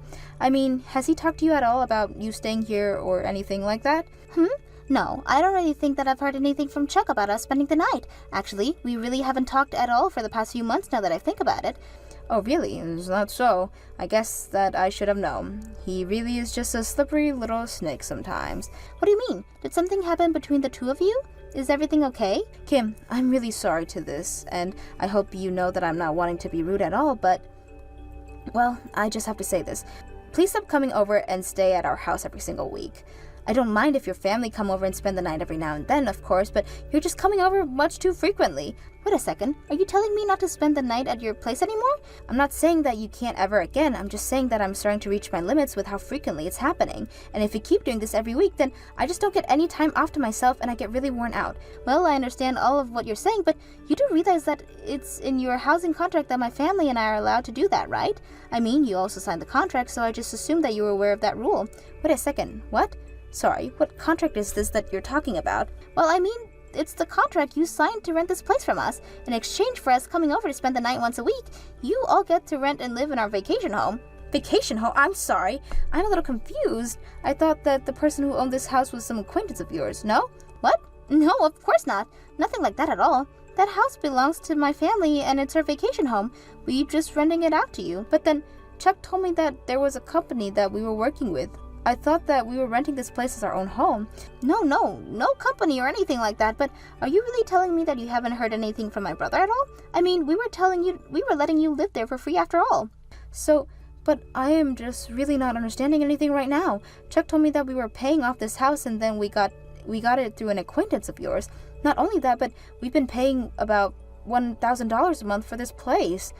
Well, I don't know what that's about since we're not asking for any rent from you at all. My brother said he was in some financial trouble, so that's why we came up with this arrangement. So that being said, we haven't seen a single cent in terms of rent money from my brother at all. But I don't understand. I've been giving them the rent money every single month. What in the world happened to that money? This doesn't make sense at all. I don't really know what's going on either, but now that you've told me all of this, but it sounds like my little brother might be up to no good right now. You mean to tell me that Chuck lied to me about the house? You know, about 6 months ago, Chuck came to me saying that he was in some serious financial troubles and asked about renting the vacation house from us. But I told him that if the money was a problem, we would rent it to you two for free as long as we could come over and spend the night once a week. So that's exactly why we've been doing just that. Packing up our car and driving out here to spend the night on the weekends. I see. So that's why you were also intent to come over every single week. Well, I just have to say that I had no idea about any of this. I am so sorry for this mix-up. You don't have anything to apologize for at all. You didn't do anything wrong. It sounded to me that my brother was living really irresponsibly and got you into this mess without you knowing. I mean, he told me that you guys were living mouth to mouth and basically wouldn't be able to afford any rent at all, but are you telling me now that that's not true? Of course this isn't true. Chuck and I both work, so if there's rent were that high, then we would for sure be able to pay up for it. I see. Well, if that's the case, then it sounds like my brother has lied to us both when it comes to that house, but I just wonder what he's really doing with that rent money that he's been taking from you all this time. I have no idea. Oh, my head feels like it's spinning now that we've had this conversation. Kim, I hope this isn't too much to ask for, but would it be alright to talk about this all in person? Yes, of course. I was thinking the exact same thing. We need to talk about this. Hey Chuck, are you there? I was just curious if you're going to have to be working extra late tonight. The thing is that there's something that I'd like to talk to you about, so I would really appreciate it if you could come home a little early. Oh, no. I'm really sorry that I forgot to mention this until now, but we're actually having a little office outing this evening, so I won't be home until quite late tonight. Oh really? You mean your boss is taking out the whole office to go drinking or something? Wow, well, I just have to say that you really have no idea how jealous that makes me. Oh, come on. It's not like we're going to be out throwing a rage or anything like that. It's just going to be a boring working dinner, you know? Besides, you know that we don't have the money to go crazy like that. Oh really?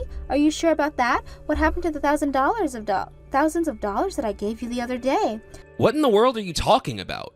That money was for our mortgage. Don't you remember? I took that money and went to go pay it in person. I see. You know, I actually have some questions about this person who you've been paying out rent money to. Like, where do they live? What's the name? What kind of person are they really? Are you okay, Miranda? Where's this coming from all of a sudden? I don't get why you're being like this. You know, I'm actually here with your sister right now, if you really want to know. Oh, really? My sister's there? Wait a second. Isn't it a weekday today? Why is she there right now? I don't know. Do you want to take any guesses at why I might be here with your sister right now? Let's try and think. I'll give you a hint. It very much has to do with what I was just asking about, who you're paying their rent to. I'm sorry, but I really just don't understand what you're talking about at all. I mean, really, what are you even talking about? Okay, well, then let me just tell you that your little secret is out and the two of us know everything now. I know that there isn't anyone that you've been paying our rent money to, and the reason Kim and her family have been coming over weekly is because it's part of her contract you had with her. And I also know that you've been trying to hide this all from me. Wait, no. What? What are you talking about? Miranda, come on, are you even listening to yourself right now? Oh, come on, Chuck. Don't you try and play dumb with me. I already told you that we already know everything about what's going on with this. I know that the reason you had to agree to let Kim and her family come over once a week is because she wasn't charging us any rent at all. So, what do you have to say about that, huh? I would just love to hear how you'd get out of this one. Okay, look. I want you to understand that I have a good reason for everything that I've done about this, okay? Oh, really? You mean that you have a good reason for lying to me and your sister? And you have a good reason for why you lied to me about where our money was going when I handed over our rent money in cash to you every single month. You know, I've been wondering, just what have you been using all of that money for in the first place, huh? Well, okay. The truth is that I was just pocketing that money and using it to have some extra pocket money for the month. I'm sorry for lying to you about that. And is that all you have to say for yourself? How about you try telling me where that all of our money just went? Well, I've actually been getting really into fishing lately, you see. So I've been asking you for the rent money and spending it on expensive rods and lures and stuff like that. I've been paying you $1,000 for the past several months now, and you expect me to believe that you spent all that money on fishing? Come on, you're going to have to do better than that, Chuck. Why don't you tell me what else you were spending it on? Okay. The truth is that I've also been using that money to bet on boat and horse races and those kinds of things. You mean that you started gambling again? I thought you told me that you were going to quit 2 years ago. I know. And I didn't lie to you. I really did quit. For a while. Okay, well, that isn't what quitting means when we're talking about addictions. Do you get that? I know, but it's just... Look, you have to understand, I only started gambling again a couple of months ago. Okay? Do you remember all the debt that you got yourself into when you were gambling before you decided to quit, right? Are you telling me that you really haven't learned a lesson from that at all? Of course I learned a lesson. Back then I was really obsessed with gambling and had a real problem. I put so much money into it and I lost it all. But I've learned how to be smarter about my money, and that's why now I'm not dumping nearly as much money into these races as I used to. Oh yes, well done, Chuck. You really have found the secret to sustainable gambling. And all you had to do was lie to your wife in order to convince her to hand over her hard-earned money so that you weren't playing with your own. Is that right? Honestly, I really don't even know what to say to you right now. You really are just so sad, do you know that? I mean, really, Chuck. Do you have any idea just how disappointed not only me but also your sister is to you right now? You have no idea just how badly you've let us down. After all, you weren't just lying to me, you were lying to your sister as well. You were creating problems between the two of us, and it's all because you wanted to trick us both so you could selfishly go back to your gambling. I know, and I really am so sorry about all of this. I never meant to hurt either of you at all. I want you to know that I was really going to tell you the truth once I won big. I just needed a little more time, and then I was going to win all the money that we would need to move out and find a real home that we could actually call our own. I thought that we already found that here, Chuck. You told me that you had gotten this house through your acquaintance of your sister's. You said that this was our home. I thought that this whole time we were paying the mortgage in order to pay down this house so that we could eventually own it. This whole time, I thought you were just letting your sister and family stay here out for some family obligation. But now I find out that we were never going to own this house because it's already belonged to your sister and her family. Here I thought that you were just letting Kim and her family use our home as their vacation home. But this whole time, it was actually the other way around. Well, I just want you to know that you and I are through now. After I stopped responding to Chuck's message after that, he rushed home and begged Kim and I to forgive him for all of his lies. Of course, neither of us did, and it wasn't long before Chuck and I had started the divorce proceedings. I also made sure to sue him for his fraud since he tricked me into funding his horrible gambling addiction. Even Kim said that she was never going to let another family live in her place for free. I took the alimony money and the money from my lawsuit and used it to move into a nice small condo that suit me perfectly. As for Chuck, I really have no idea what happened to him. His family cut him off and stopped talking to him. Last I heard, he had moved into a tiny apartment and fell back into his gambling ways. I heard through the grapevine that he spent all his spare cash on the races, hoping to make it big one day. Thank you for watching. If you liked this video, please give it a thumbs up and don't forget to subscribe to see more content like this. China, thank you so much for letting me know about your wedding and congratulations. I know you guys don't normally come out my way, but it was nice to see the both of you. This has nothing to do with you though, Leia. I may be your daughter-in-law, but that does not give you the right to think that you need to be there for my wedding. We only came out because Jacob wanted to grab some things and just happened to let you know about the wedding. You don't have to be so distant with me anymore. I understand that you may feel that you can't be open with me, but I'm telling you that I won't bite. And by this point, it's been a year now since you married Jacob, right? So, I'm just saying that I'm happy that you two are finally going to have a wedding. And that it'd be nice if you and I could be closer. Anyway, I'll be looking forward to your guys' wedding. Hey, I'm not giving this wedding for you, Leah. I know that you're all happy about coming, but that doesn't mean we all are. I know that, China. I'm telling you that I'm happy for the both of you and look forward to seeing those smiles on your faces. And of course, seeing your guys' faces will make me happy as well. Is that so? Then is that all you wanted to say to me now? You don't have to talk to me if it's to tell me something like that. Tell your son that, and that should be enough for you, right? This is what I mean by you acting so distant with me. You don't have to keep being all negative about me, just wanting to tell you a simple message. I wanted to make sure you knew how happy I am for you two is all.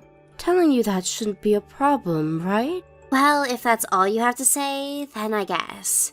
But that should mean we could stop talking now, right? I'm busy right now getting ready for the event. I still need to make a bunch of phone calls, as well as head to the wedding hall to prepare. 1 second. I have one other important thing that I'd like to talk with you about. So just give me a bit more of your time. Come on, what else? Didn't I just tell you that I'm busy making sure the wedding is planned out? I don't have all day for you, so make this very quick. I was wondering about how you acted today when you stopped by my house earlier. It seemed that you weren't all too happy about something. And when I say that, I mean it felt as though you're holding something against me. How I acted? This is just how I normally am, so it kind of hurts hearing you say that about me. You haven't always acted like that, right? I know for a fact that you only act that way when you're around me, right? When you're with Jacob, you're a lot more polite, I'm sure. Because if you acted like that with him too, I don't think a relationship could have worked out between you both. Well, I'm his wife. I'd never act the way I do with you in front of him. And there must be some reason behind you acting that way, right? If you don't want him to get upset with you over the way you act with me, then you should perhaps just open up a little.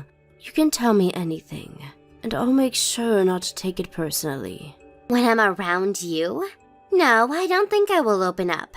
Listen, I don't like being around you, and so I'm not going to change the way I act. And I know that you're a single mother, and on top of that, you're poor, so I have to be rude to you.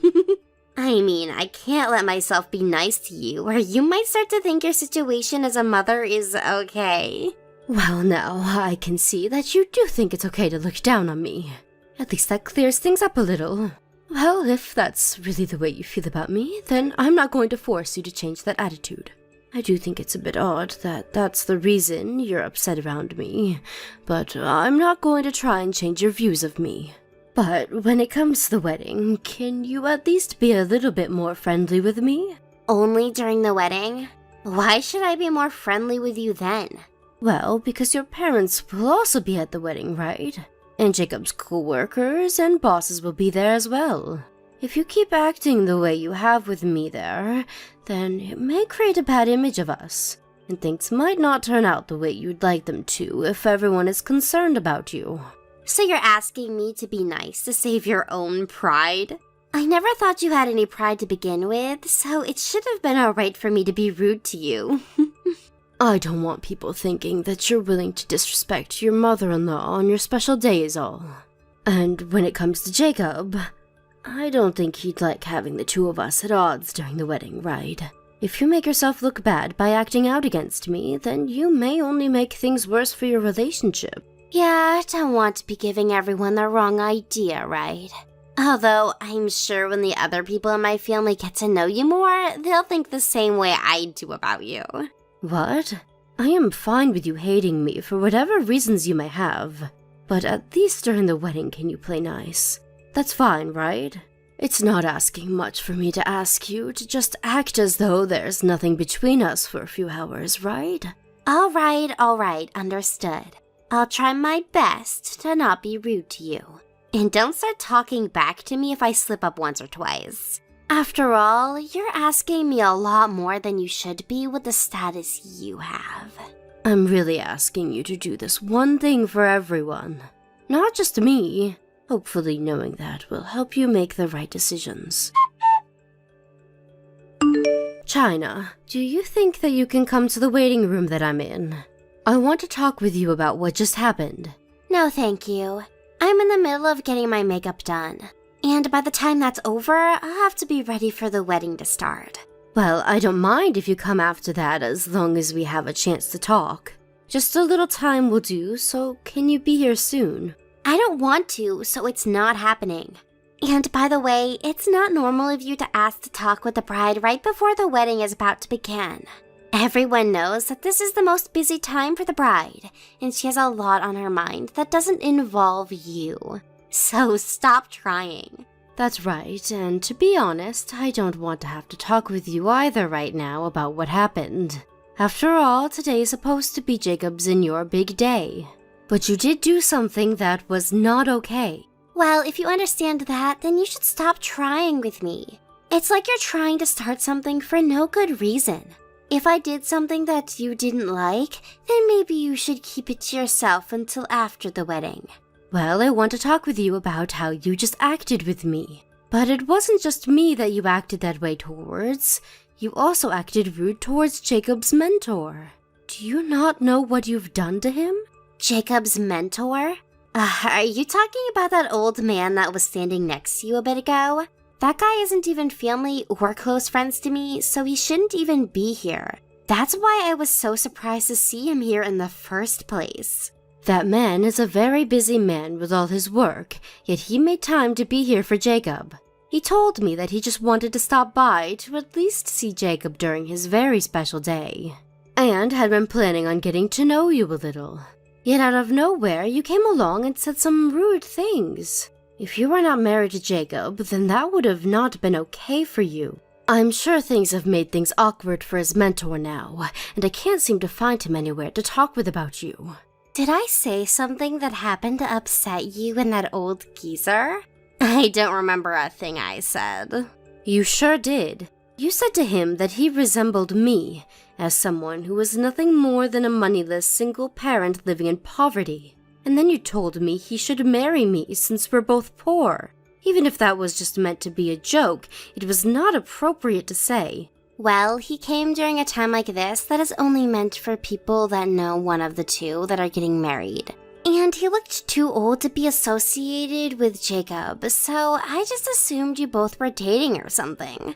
And I assumed by the way he looked, he'd be a perfect match for a single mother like you. Wasn't it kind of me to try and get you another husband so that you wouldn't be as lonely anymore? Do not say things like that about him. That man already has a wife of his own, and they've been living together for 35 years now. And you have never seen him before, so what you said was very rude. Did you forget about what I had asked from you a few days ago? I remember you saying something about me. What was that? Something about how you always annoy me or something? I guess I don't remember it though, so it must not have been that important. Sorry. I asked you to at least act nice towards me during the wedding today. But by the way you're acting, you're going to make things very difficult for Jacob. You don't want everyone to start thinking that you don't care about everyone here today, and that you don't have any manners, right? So please, stop acting so childish towards everyone and behave yourself. All right, my bad. Are you happy now? I'm telling you that your attitude right there is not okay today. Talking to you through our phones doesn't seem to be getting the message across. You're fine for time, so come over here and let me have a word with you. If you can't seem to find any time, I'll come over there and we can talk. No thanks. Seriously, stop trying with me today, okay? Why do I have to be the one to act nice towards you when this is my wedding to begin with? I don't need you nagging me constantly about how upset you are. Well, if you could just act like an adult, we wouldn't have to worry about each other anymore, right? I'm not going to let you act that way towards me anymore today, so please come and see me. I'll even let Jacob know that I'm asking for you to come see me. All right then. It's not like the wedding is going to start soon anyway. And I was planning to come see you soon here as well. I'll let Jacob know and then I'll be over there to talk with you face to face. Thank you, China. Leah, the wedding's going to start soon. I can't find you anywhere. Where did you run off to? Don't you dare act like you don't know what's going on. You're the one that had kicked me out of there, right? What? Did I really do that? I just asked that anyone who is worthless go home. I never said anything about having you thrown out of there, Leah. You had no right saying that to me. You came into that room with me and spilled coffee all over my dress. And at that point, there was nothing else I could do for myself. No, that was your fault for that one. I had asked that you not to worry about the wedding, but then you came here and started mouthing off to me even more. And having to listen to an old hag run her mouth really pissed me off. And after all those warnings I gave you, you still couldn't manage to see that this is due to your bad attitude, right? But that right there is really annoying. I didn't ask for you to start talking to me like that about the way I like to act. Also, when I asked that everyone worthless leave, the security must have thought you were pretty meaningless at my wedding. See, it's not just me that knows how awful of an in-law you are. Is that so? Well, I can see that I'm not going to get to you. I'm tired of trying to get you to act like a proper adult. Go ahead and act however you'd like. Sucks that you won't be able to take part in your special son's wedding today. I can see by how easily you've given up that this was a huge blow to your pride, right? I'm sure it was a huge blow. I should have handled you before this happened. I should have let Jacob know all about what you had done. Well, now, you don't have to worry about that now. I'll make sure to send you some pictures of the wedding later. And that should get you to shut up. What pictures? I just told you pictures of the wedding, you idiot. You can't be telling me that Alzheimer's has caught up to you this early. China, you're still the bride today. You still can't see what's happening? The wedding has been cancelled, right? So there's going to be no photos of your wedding today. Huh? What are you talking about, Leah? I'm tired of such boring jokes. This is no joke and everything is very much reality. Maybe you could go ask Jacob, or even ask your own parents to confirm. I'm not going to fall for some blatant lie like that. It's just about time for the wedding to start now, okay? There's no way the wedding could get cancelled right now. Well, I know that you've always thought about things from your own point of view. Go ahead and keep thinking that there will be a wedding today. I don't care. I can tell that all of this is killing you right now, and that's why you're trying to scare me with that bullcrap. I'm sure you don't want to be the only person today that's miserable. You've already been thrown out because of what you did, so you can stop all the lying. All you're doing is making me hate you more and more. Oh, I shouldn't have said that. And my parents are coming my way now, so I can't sit around and waste my time with you anymore. Is that so? Thank goodness. I've gotten tired of having to listen to you talk about everything being my fault. I'll let your parents handle the rest for me. Fine. I'll let you think that everything will go wrong for me. Now, I have a fun day ahead of me to attend to. You can go home or something and wait there all by yourself. When the wedding's done, I'll let you know. Wait, the wedding is actually being canceled right now. And worse is that both Jacob and my parents are furious with me. What the hell were you thinking lying to them about me? What the hell were you thinking, spilling coffee on your mother-in-law and then having her kicked out of your wedding? Huh? You just ruined my wedding and think you get to blame me for that? Everything is ruined now because of you coming today. But from the beginning, the whole reason this happened is because of you, right? There's no reason you should be trying to blame anyone else for the way you acted. And I never lied to any of them about you. What the hell do you mean? If it wasn't you that started talking crap about me, then why does everyone know what happened? I'm sure that other people wondered where I went, and so they started looking for me. And I'm sure that someone saw that I was covered in coffee and on my way out of the building. Actually, one person did ask me where I was going, and I told them what had happened before the door closed on me. So you did start lying to someone about this? Lying about what? I had coffee spilled all over my head and back by you, and my dress and hair were proof of that. There's no way you were going to hide all that you'd done to me from everyone there. When that happens, you should be dead inside and let things be. I just covered you in coffee and ruined your dress, so you should have known you'd been defeated and that there was nothing else you could do. You knew that this was your son's wedding, right? Why would you do something to ruin that for him? You're a terrible mother. Well then, what was the point of spilling coffee on me? If you didn't want to make a scene, you should have just came and spoke to me like an adult. I told you that all you had to do was act kind to everyone today, but you couldn't help yourself. Anyway, the person that saw me on the way out and asked what had happened was your mom. So I had no choice but to tell the truth. And why did you think I'd never talk about something like this? I'm the one that's pissed now. Yet you keep trying to talk to me like I'm in the wrong. Who do you even think you are? You're just some old hag living in poverty, while I actually have money and am saving your son from living in the shadows like you. You're asking me who I think I am? I think that I'm your mother-in-law. Actually, I know I am. And that's why I was being kind and caring for you by warning you to not act out of line today. If you would have just stayed quiet today and acted like someone who was happy to be married, then you would have never had to see your wedding fall apart. So what? Did you think I'd be thankful for telling me to be kind? After all you did to me? I don't want you to be thankful, rather I just wanted you to heed my warnings. And I wasn't even asking you to be careful about anything so far out of line. Well, if you only wanted that, then next time maybe keep your mouth quiet. Who do you think is to blame for all of this? Take responsibility for it right now. To make sure something like this would never happen, I tried my best to warn you. And yet you were the one that ignored me, right? I guess I should have tried harder to make sure that you could act like an adult before all of this, because you obviously don't know how to yourself. But even with that thought in my head, I will not be responsible for what you did. Stop screwing around! I just lost the most important moment of my life. And now they're saying that I'll have to pay for the whole thing. And the next wedding isn't going to be free either, Leah.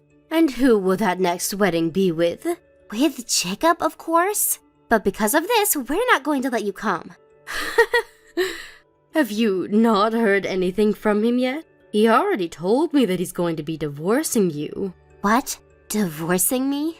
I had been trying so hard to stop that from happening for a while now.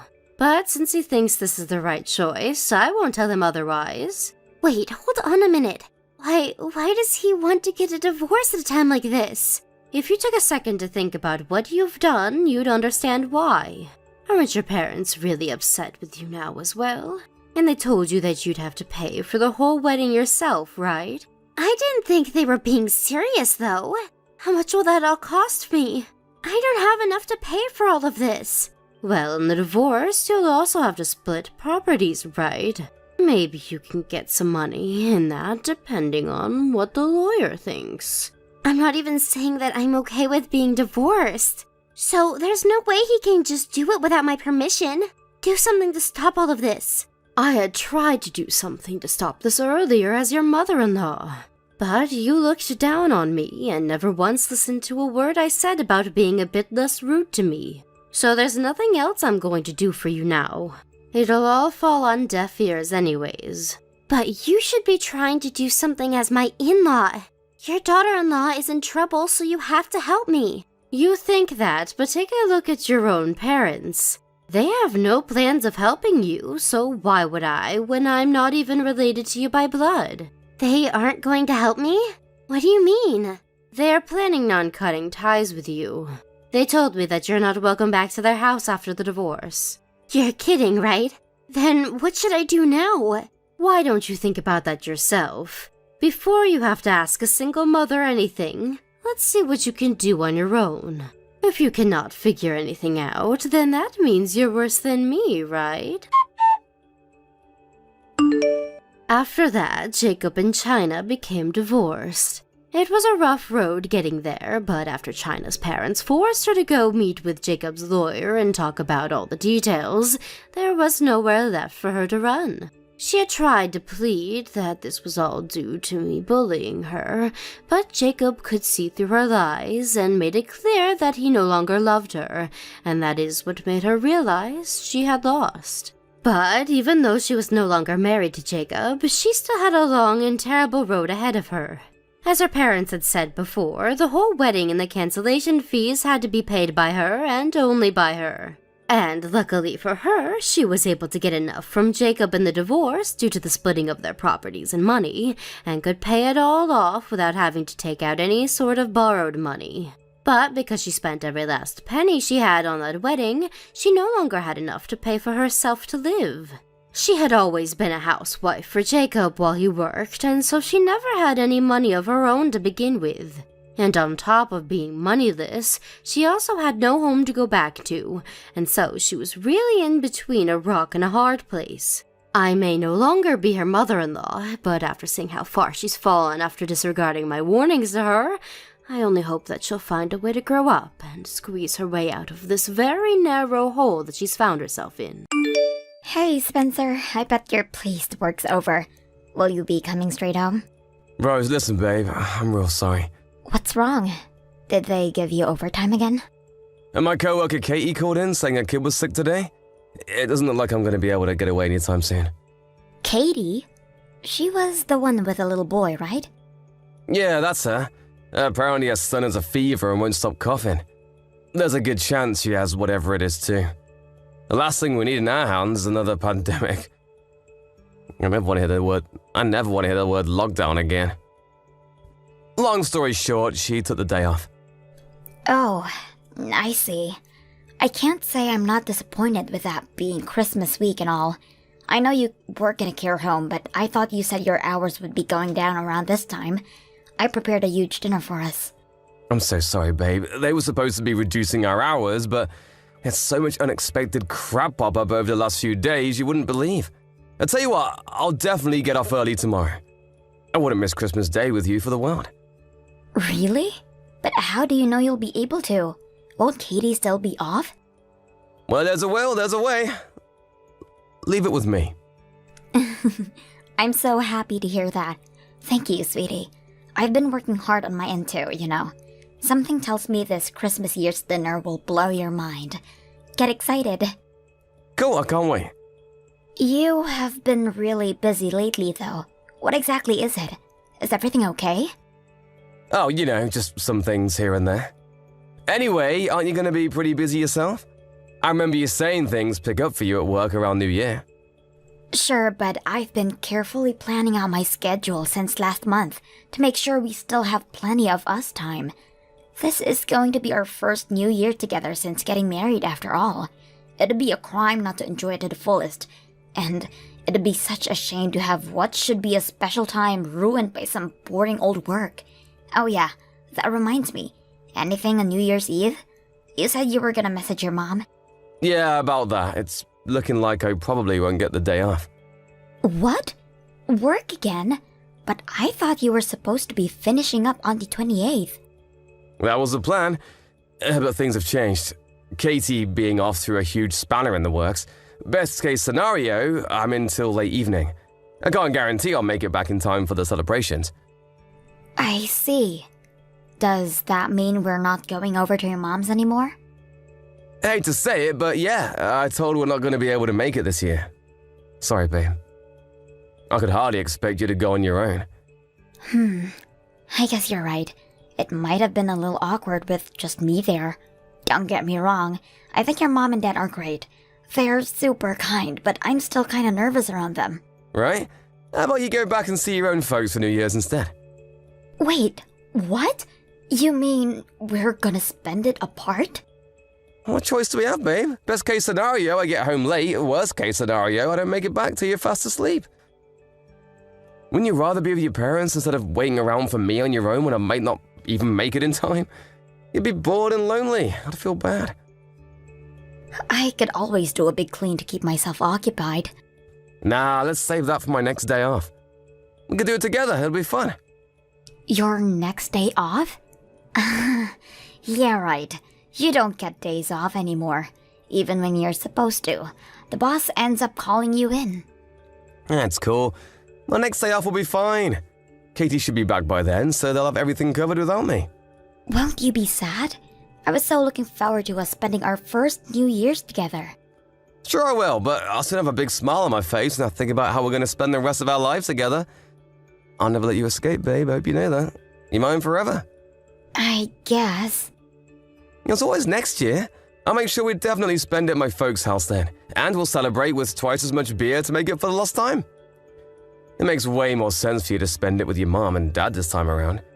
You know, they'd love having you there. Besides, they're not going to be around forever, you know? That applies to your parents too, Spencer. Exactly! That's why we should make the most of the time we have with our folks while we can. So how about it, honey cheeks? Turn that frown upside down and go see your folks, okay? Fine. I'll spend New Year's at my mom and dad's place then. I guess I may as well make the most of it and get my mom to teach me how to cook her famous roast. That's the spirit. I've never tried your mom's roast, but I gotta admit, I start salivating every time I hear you talk about it. My mom's cooking, on the other hand, sucks. She always uses ready-made stuff. But she buys quality, right? Is it really that different to making it from scratch? You bet it is. You'll see when you try my mom's roast next year. I can't wait, babe. Next year's New Year is gonna be a blast. Hold your horses, sweetie. It's a little while away yet. Let me know if anything changes with work, okay? Who knows? Maybe there will be a miracle and we'll still be able to make it to your mom and dad's place in time. You know, to watch the countdown together. Sure thing. You said it yourself though, babe. It's like a miracle. I'd love it if we could, but don't get your hopes up.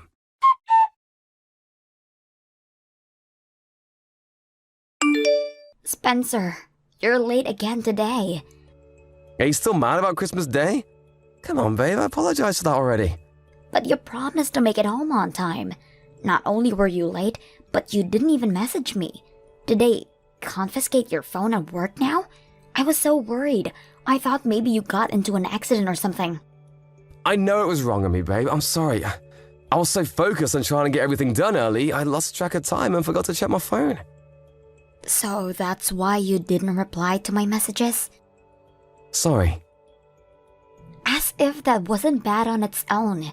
You didn't even eat any of the Christmas dinner I slaved for hours over a hot stove to cook. Do you have any idea how many weeks of preparation went into that? I had no appetite because I was so tired.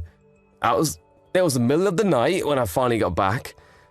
Please, babe, can we just move past this already? I know I should have let you know, but even if I did, I had no choice but to stay late. Work is work, what can I do? To be honest, I'm kind of getting sick of you whining at me for stuff I have no control over. What do you expect? Broken promises are a daily occurrence with you these days. I feel like I can hardly believe a word you say anymore. Looks like I'm gonna be doing this big New Year cleanup on my own. What do you want me to do?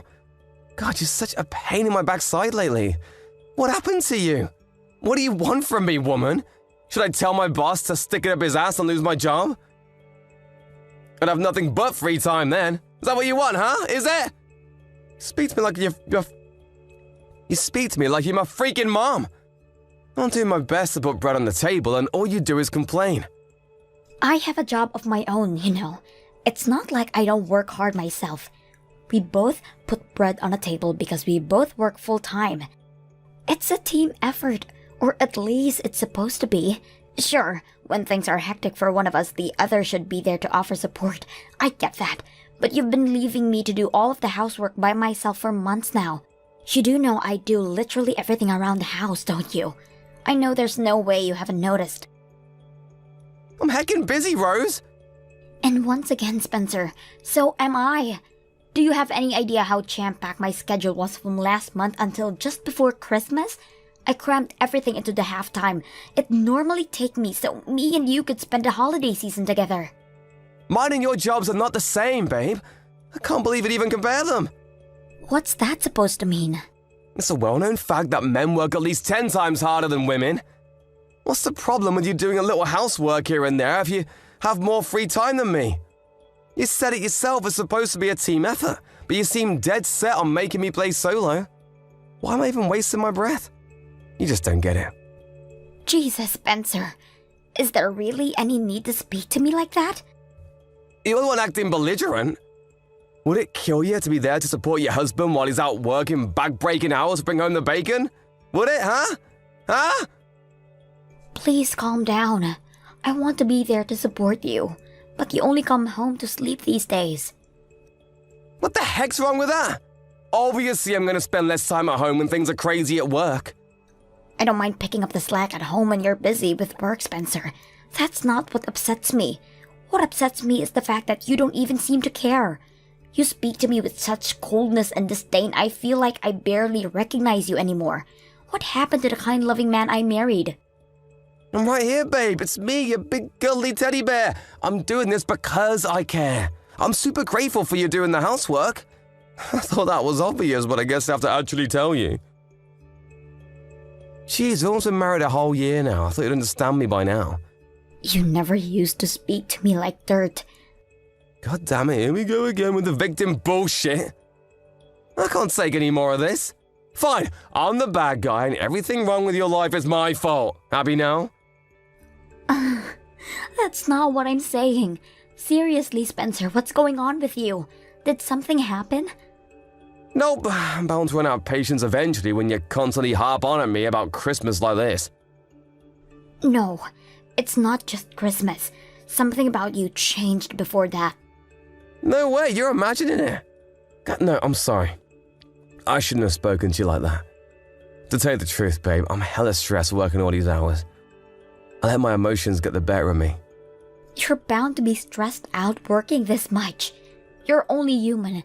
It's not healthy to overdo it like this. You haven't had a day off in months.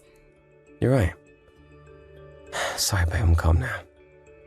Listen, I think I can book a day off early next year, so let's make some time to spend together then, okay? Let's just chill out together for a change. That sounds great, sweetie. I think some relaxation time to shake off the stress of this year is just what we both need. I'll rustle you up some food to heal your worn-out body and mind. Sorry I spoiled the atmosphere the day before you're going to see your folks. It's fine, sweetie. You're right. I should have been more understanding. You're stressed and the last thing you needed was me on your case over things you can't help. I'm sorry, too. I guess we both overstepped the mark a little, huh?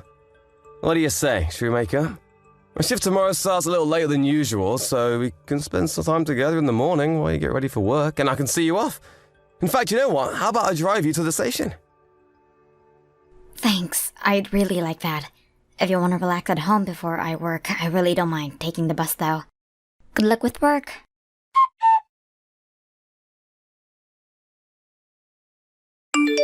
Spencer, I just got home. Where are you going? Sorry, I went to my folks' place. What? My mom said I should come over for some food if I was on my own. You said yourself you might not be able to make it back tonight because of all the snow, right? I thought I may as well stay a while since I was going to drop by and say hi anyway. I told you very clearly I'd be coming home early today. Sure you did, but one man's early is another man's late. How was I supposed to know when you meant? Forget it, it's fine. You'll be home soon if you're only staying for some food, right? Listen, babe, the thing is, I can't make it home tonight. Why not? My mom said I have to stay over at her place. I'll be home tomorrow. Besides, I had a few beers, so I can't drive anymore. Sorry. I'll be home before noon tomorrow. This is strange. Something doesn't quite add up. So you're telling me you're with your mom and dad at their house right now, even though your mom and dad are sleeping here tonight? Just whose house are you staying at tonight, Spencer? What? My folks are staying at our place. Yeah, your mom and dad are sat here with me right now, so I bought a bunch of food over. Don't even joke about stuff like this. You know, I actually believed you for a sec there. As if my parents do that without telling me. I'm telling the truth. They can see every message you sent me. They agreed not to tell you. The plan was to throw you a surprise party for when you got back. Really? Yes, really. Why else would I be saying it? Well, where are you? What are you doing?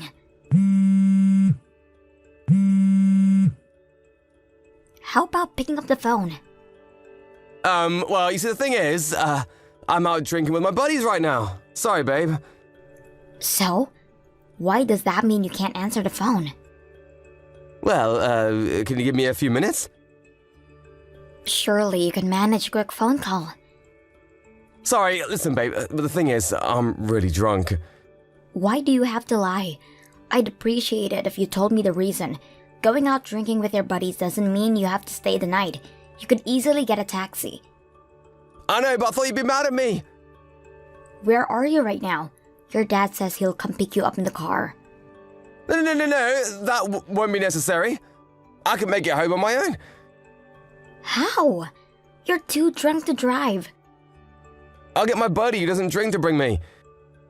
Just sit tight and wait for me to get back, okay? Won't be long.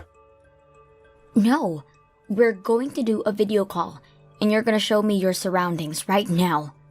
If you don't answer my next call, we're done. I'm done listening to your bullshit excuses.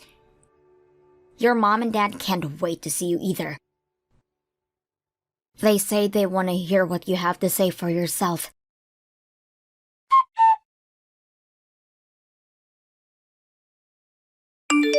There's something I need to talk to you about, Spencer.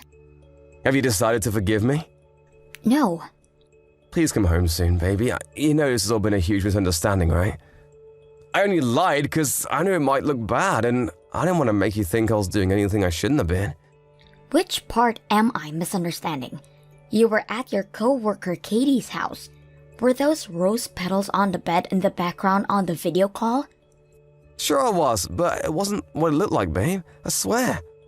How many times have I got to say it for you to believe me?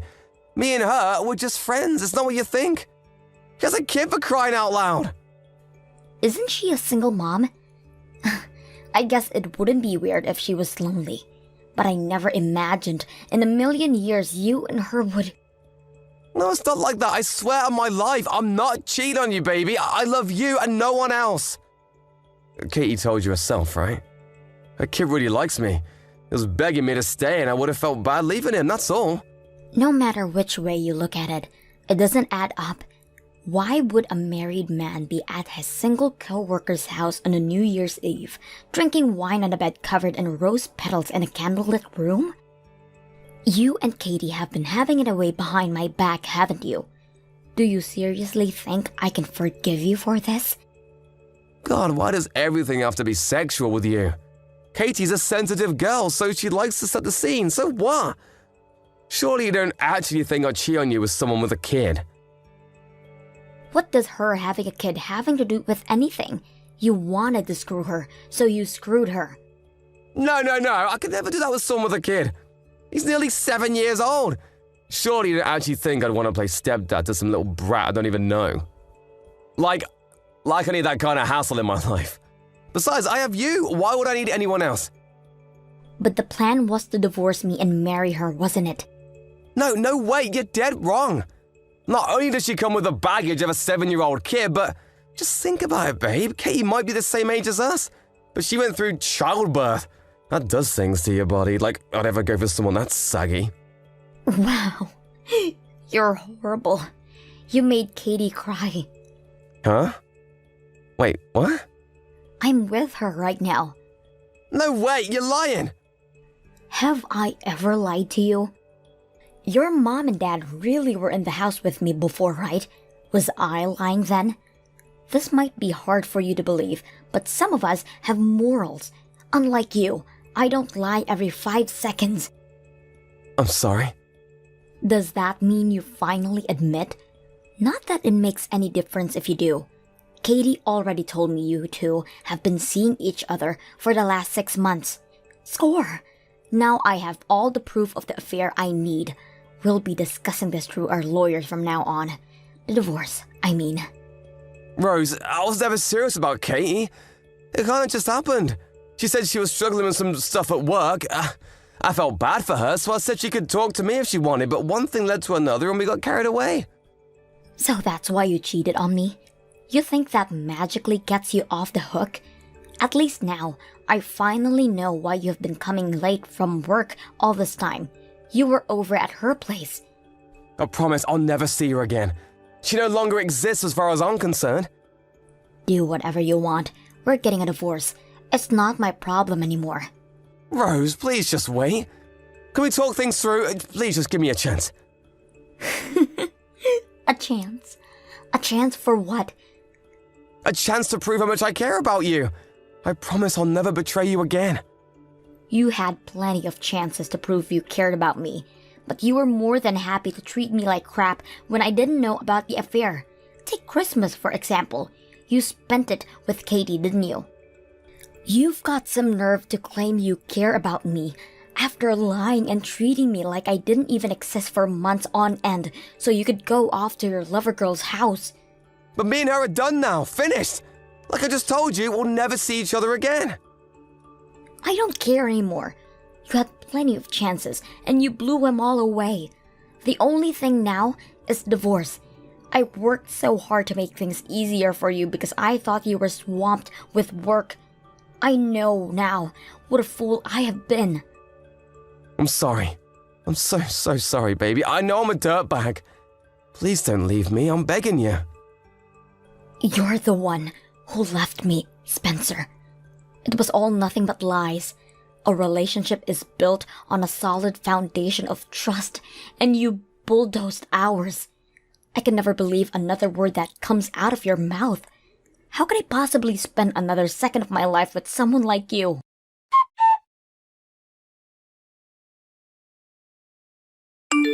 After that, me, Spencer, and both of our lawyers got together to discuss the divorce, which was finalized quickly without any issues. He clung to the marriage desperately, refusing to accept his fate, but I had mountains of evidence of the affair, and not a single person had his back. Eventually, he signed the papers through gritted teeth with a tear in his eye.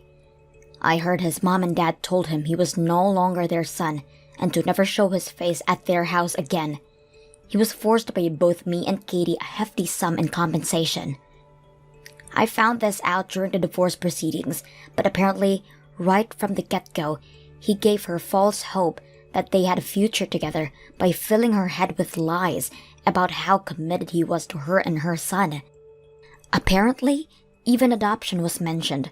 Katie told me he would never gotten involved with him if she knew he was playing her. Still, cheating is cheating. She was forced to pay me compensation too, and my bank balance has never looked happier. She was furious when he made all those horrible comments about her body to me in those messages. Seething with rage, she told everyone at the care home where they work about their relationship while Spencer was on shift. He flipped out with the questions of, "Is it true, Spencer?" started flooding him from his co-workers. He stormed into the cafeteria and started yelling at Katie like he'd been possessed by a demon, after which the road to end all rows unfolded in front of virtually the entire workforce. With that, the shameful two became the talk of the workplace, and it was obvious they weren't going to be able to carry on working together. Within days, they'd both been moved to different care homes. Oh yeah, they got demoted for arguing in front of everyone. Sadly for him, his reputation within the company already preceded him at the new workplace, and his new co-workers all knew about his ignoble shenanigans. Lastly, I heard he's currently on leave for depression, unable to bear the shame and regret of it all. He'll probably quit before long. Not that I care. He's not my problem anymore. I'd like to think he'll use this time to take a long, hard think about his behavior and change for the better. But I'm not holding my breath. I felt a little emotionally unstable during the weeks after the divorce, between the shock of finding out my husband was a rat and the relief of being rid of him. My head was in a strange place, but I'm blessed to have an amazing support network of friends and family. And thanks to their gentle, kind encouragement, I think I'm slowly returning back to my bright, cheerful old self. It would be easy to be down in the dumps over what happened to me, but if you ask me, I dodged a bullet by finding out who he really was before I wasted any more time with him. Life is all about perspective. I'm not ready to look for love again just yet. My focus right now is being kind and patient with myself, and allowing my heart the time it needs to heal. But I'm still human, so I'm sure I want to meet that special someone eventually.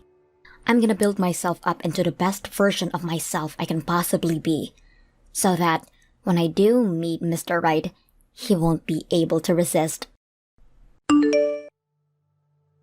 Peter, are you almost home? Yeah, sorry for being late. I'm almost home. I'm about to get on the train. Okay, I know you're busy, but can't you come home a bit earlier? My due date is next week, and it's really hard for me to move around. I also have to.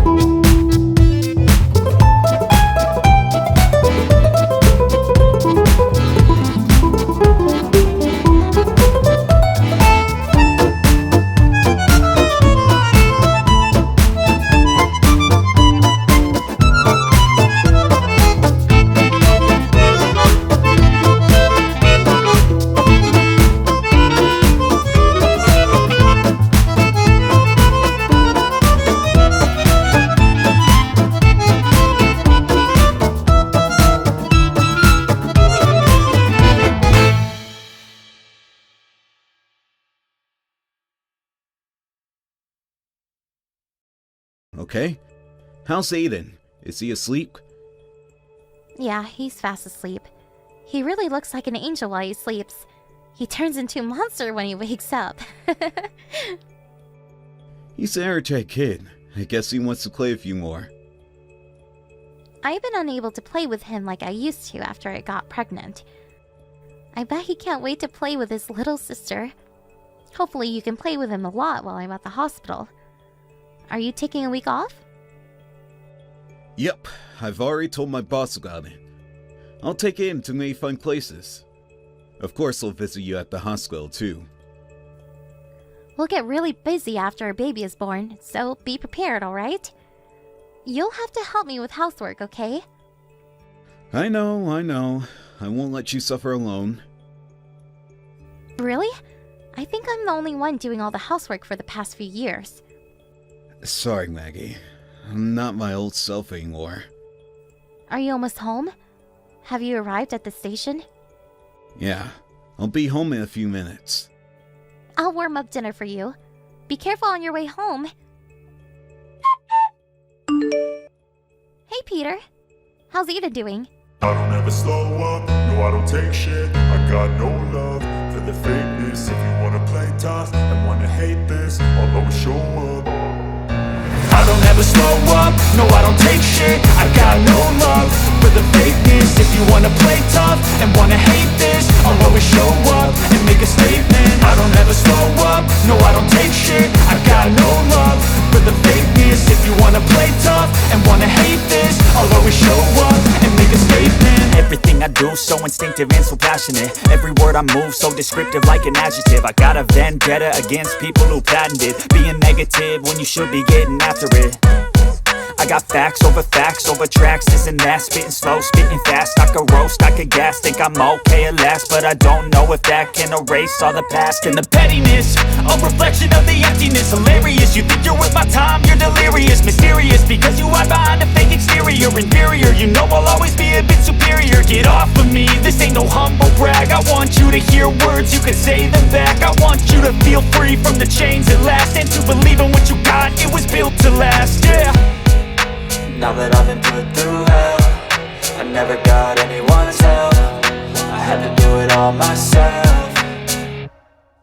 I don't ever slow up, no I don't take shit. I got no love for the fakeness. If you wanna play tough and wanna hate this, I'll always show up and make a statement. I don't ever slow up, no I don't take shit. I got no love for the fakeness. If you wanna play tough and wanna hate this, I'll always show up and make a statement. Gonna learn the consequence of being incompetent. Mental health is confidence, dreams and some honestness. I'm not here to save the day, that's for you to take away. I could play a million mind games, but instead I say something not illogical, something that is topical. Rub it on and watch it go, make yourself unstoppable. Dreams are irresponsible, but they're always possible. If you just believe, you could be so remarkable. Thoughts in my head, a collage and they spread. I'll be great one day, going off of my meds. No, I'm not giving up, no, I'm not giving in. I will make it to the top, taking off in the wind. I gotta make it, I'm saving every day to taste it. I'm patient, but my mind, it can hardly take it. I'm chasing a dream that I've had for several ages. A vacant, modern kingdom for the taking. Now that I've been put through hell, I never got anyone's help. I had to do it all myself. I don't ever slow up, no I don't take shit. I got no love for the fakeness. If you wanna play tough and wanna hate this, I'll always show up and make a statement. I don't ever slow up, no I don't take shit. I got no love for the fakeness. If you wanna play tough and wanna hate this, I'll always show up and make a statement. I don't ever slow up, no I don't take shit. I got no love for the fakeness. If you wanna play tough and wanna hate this, I'll always show up.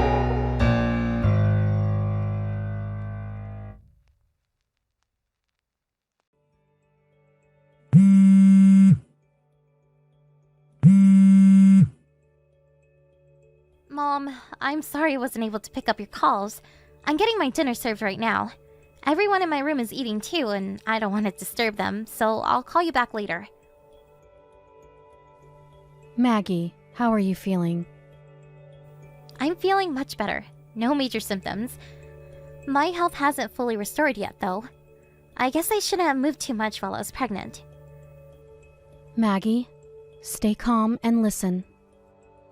Huh? What's the matter? Is something wrong? Maybe it's not the best time to tell you this when you're about to give birth to your second baby, but I think you should get a divorce. Huh? Divorce? With Peter? Mom, what's going on? Can I get an explanation? Your son visited us, soaking wet. He said his father kicked him out. Huh? It's pouring outside. It was also thundering a few minutes ago. He was crying when he arrived. He ran here after he was locked out of the house. It takes more than 15 minutes by foot to get here. Aiden's still 5. I wonder how long it took for him to get here. And I don't think I can ever forgive Peter for what he did to Aiden. I don't understand. I just texted Peter an hour ago, but he told me that he was cooking dinner with Aiden. Oh.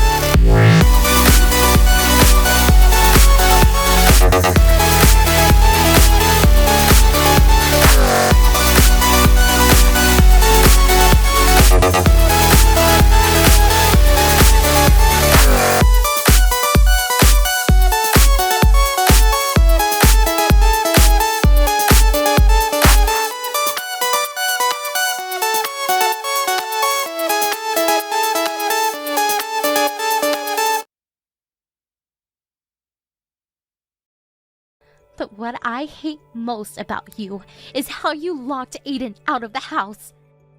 It was cold and pouring outside that day, and it was even thundering. You knew Aiden was afraid of thunder. How can you kick your own son out of the house in such a condition? No, you're misunderstanding. I told Aiden to wait in the car, but I think the car door was locked. It's definitely your fault, isn't it? I was scared Jessica might hurt Aiden. I was trying to protect him from her in my own ways. But you're the one who ended up hurting him the most. While Aiden cried outside, you were enjoying having an affair with her. Aiden desperately ran to my parents' house, scared and cold. How long do you think it took him to get there? How scared do you think he felt while he ran on his own? He might have gotten involved in an accident too. You don't understand how serious this is. I'm really sorry, Maggie. Do you think an apology would solve anything? I'm never going back to our house. Let's get divorced right now. Divorce? Are you serious? You just gave birth to our daughter. So what? You don't deserve to be her daughter. This was a special case. A special case? It's all because you had an affair and cheated on me. I'll never do it again. I promise. My family is the most important thing in my life. I never took my relationship with Jessica seriously. I clearly told her that I wanted to end our relationship. So what? It doesn't matter to us now. I'm a guy. Isn't it natural? It wasn't even a proper relationship. We just had an affair to fulfill our sexual desires. That's called cheating, Peter. Your lover isn't a prostitute, is she?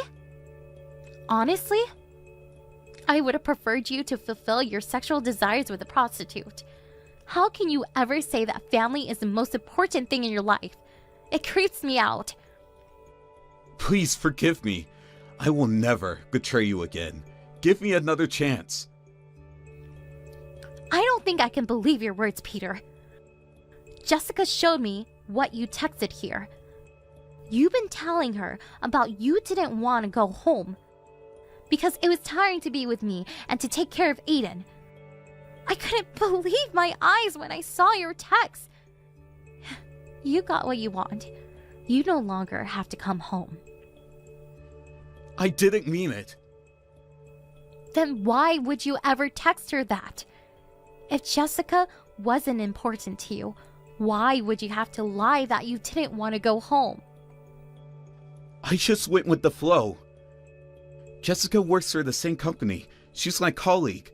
I had to maintain a good relationship with her at work. You have more important things to consider about. You were just being selfish. Do you realize that? You cheated on me by having an affair with your colleague while I was pregnant, trying to fulfill your sexual desires and escaping from your daily chores as a father.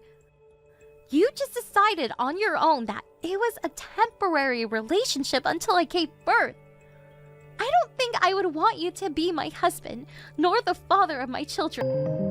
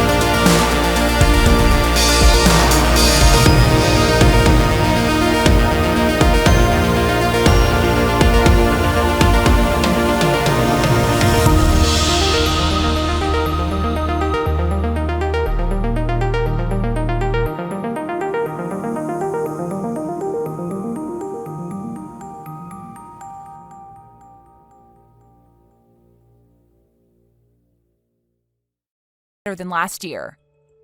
Hey, Stacy, thanks. What did you like best? The asparagus was a success, for once.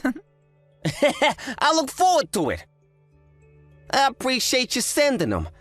Price of the vegetables have gone up so much this season, so it really helps. I agree, it's become very expensive these days. But you have a good selection of supermarkets near you, right? Make sure you eat your vegetables. Yeah, but, cost of living in general is expensive where we live, so, Is it that bad? I can send you more, I only put in nice-looking ones in the box, but here I have a bunch of odd shapes and damaged ones that I keep for myself. Really? Yes, I definitely want them. That'll be so helpful. Oh, I'm sorry, am I being too greedy? No, not at all. But, Tony, are you guys having difficulty getting by? You have a pretty good job, and it's just you and Andrea. Well, we spent a good portion of our savings for our wedding, and Andrea can't work because she has health issues, so I have to work for the both of us. Oh, right, she has her condition. I guess that makes it hard for her to work part-time too, then. That's right. But hey, I don't mind working hard for my family. I married Andrea knowing her health issues, so I don't expect her to work.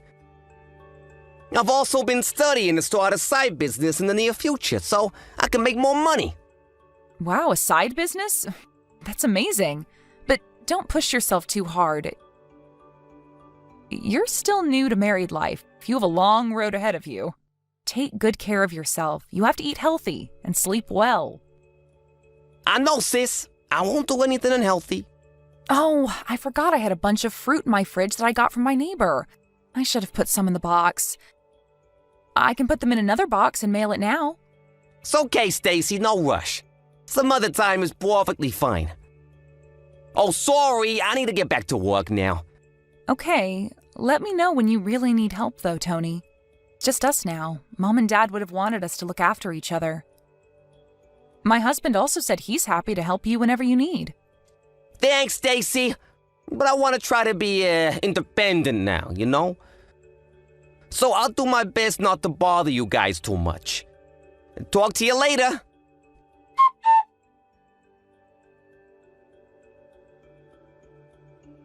Hi, Stacy. Thank you so much for sending us your vegetables. Hello, Andrea. You are very welcome. How are they? And let me know if I'm sending you too much. The volume is great. We received some more today. Sorry I sent you unpretty ones. No, they are delicious. Are they hard to make? I've become interested. Do you want to start your own garden? Well, I don't know if I can grow them as good as you do, but maybe something easy. Oh, there are tons of easy ones, and it's really fun to grow plants. If you need help getting started, don't hesitate to reach out. Thank you. I have this health issue of mine, so I can't work. So I want to do something for Tony. I thought maybe if I grow vegetables, it's healthy and free, so it'll help. Oh, but it must be expensive to buy everything I need to start a garden. I heard from Tony that you guys are struggling to get by. Oh, he told you. We've had to buy new furniture for the house when we moved in. On top of it, the cost of living is getting more and more expensive. It really is hard to just live a decent life nowadays. Sorry, I shouldn't be so nosy. But my brother tends to push himself really hard, so I'm very worried. Being financially unstable can be very stressful. It must be hard for you too, Andrea. Oh, no. Compared to what Tony goes through every day, I have it easy. He doesn't know, but I started to work at home, just a little. Have you? Great. But I've been sick recently, so I'm not making much. I wanted to surprise him by showing him how much I've made, but I don't know when that will be. Aw, Andrea. Stacy, I really shouldn't be asking you this. But do you think you can help us financially? I'm so worried about Tony overworking. I wish I could ask my parents, but they are extremely tough and old-fashioned. If they find out that Tony is not making enough to support me, they might think he's not good enough. I don't mind providing support, but Tony declined my offer the other day. He did? Yes, he said he wanted to be independent as much as possible. He said that? Oh, Tony. He'd be mad to find out that I asked you to support us then. He wouldn't like me asking you. Tony has a very gentle soul. I'm sure he wouldn't get mad.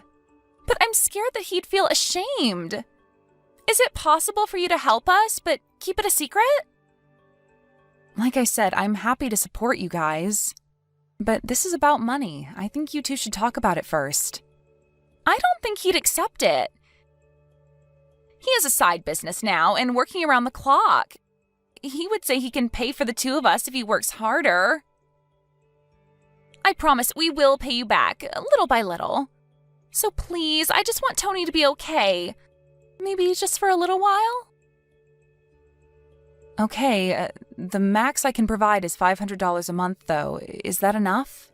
Yes, absolutely! That would allow me to put something a little nicer on the table. I'll wire you the money soon, then. Oh my god, thank you so much! I'll send you my bank account details in a bit. Thank you for taking care of my brother. I'm sorry you have to go through this. I'm happy to be with Tony. That's all that matters to me. I'm glad that I chose him. He's a good person. I'm happy you see that in him. I'm always wishing you two the best luck. Thank you. I will do my very best to support him.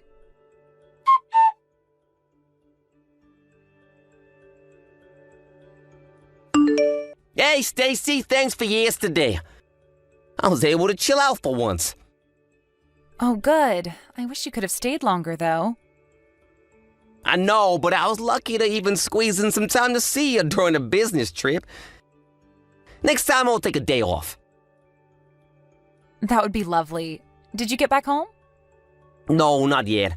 I'm taking a break from driving at the rest stop. I feel so much more alive from eating great home-cooked dinner at your place. I really appreciate you, sis. Hey, Tony, you looked like you were tearing up when you were eating. Because your food was that great. I heard you blurt out something like, I haven't had a real meal like this in a while. Is there something you're not telling me? You changed the subject, so I let it go last night, but I'm worried. It's fine, Stacy. My husband was also worried about you. You seem to have lost a lot of weight. Don't worry. How can I not be worried? What do you usually eat, anyway? I mean, yes, I knew you were coming, so I did go harder on the cooking than I usually do. But Andrea cooks at home, too, doesn't she? Yeah, right, she does. And I've been sending my vegetables to you on a regular basis. Is it not enough? Are you still having difficulty getting by? Well, I don't know, kind of. But I'm okay. Tony, what do you mean by kind of? Things haven't changed at all? Maybe, maybe not. Stop acting stupid. I'm being serious. Stacy, it's my fault. I simply don't make enough to support my family. I need to work harder. You do work hard, too hard. I know it's not nice to be talked to about money, so I'm sorry, but you really need to review your expenses. I know a financial advisor who can help you. Do you have any overdue payments? No, I don't. Okay, good. I said this before, but you have a high-paying job, Tony. I'm having a hard time understanding why you are barely getting by. I'm sorry. What? No, Tony, you don't have to apologize. I'm not scolding you or anything. I'm just trying to understand your situation. I don't know if I can do this anymore. What? What's going on? I've been lying here. About? Andrea. What about Andrea? She's not sick. She doesn't have any condition. She just doesn't want to work, that's all. We've been saying she has health issues, so it doesn't look as bad. The reason why we're having trouble with money is because she's a huge spender. Huh? Are you saying she's using all your money? She's changed so much since we got married. She's been calling me an ATM for the past half year or so. I try to talk to her, but it's too late. What's too late? I can't disobey her. Why? You should leave her. But the vow, we promised till death do us part. And I feel awful for everyone who celebrated our marriage. We even pitched in for our wedding fee. What am I supposed to say to everyone? If you don't love her, then what's the point? I don't know what's right or wrong anymore. I think I'm losing my mind. I've been so busy just trying to please her. Listen to me, Tony. First, you need to take a break from work. But I have so much to do. Exactly why you need a break. When I saw you yesterday, I could barely recognize you. You were standing there like a ghost. I am seriously worried. I'm sorry, Stacy. I should be old enough to take care of myself. I feel ashamed. Don't be. What you need to do right now is head back to my place immediately. You will tell me everything that's happened and rest.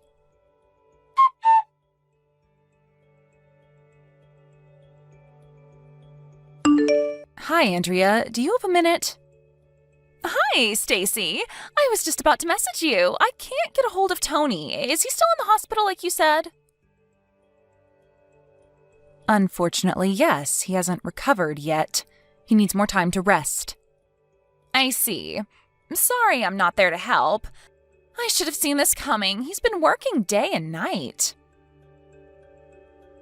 I wasn't able to support him enough, even though you've given so much. Yes, I must say I was very surprised.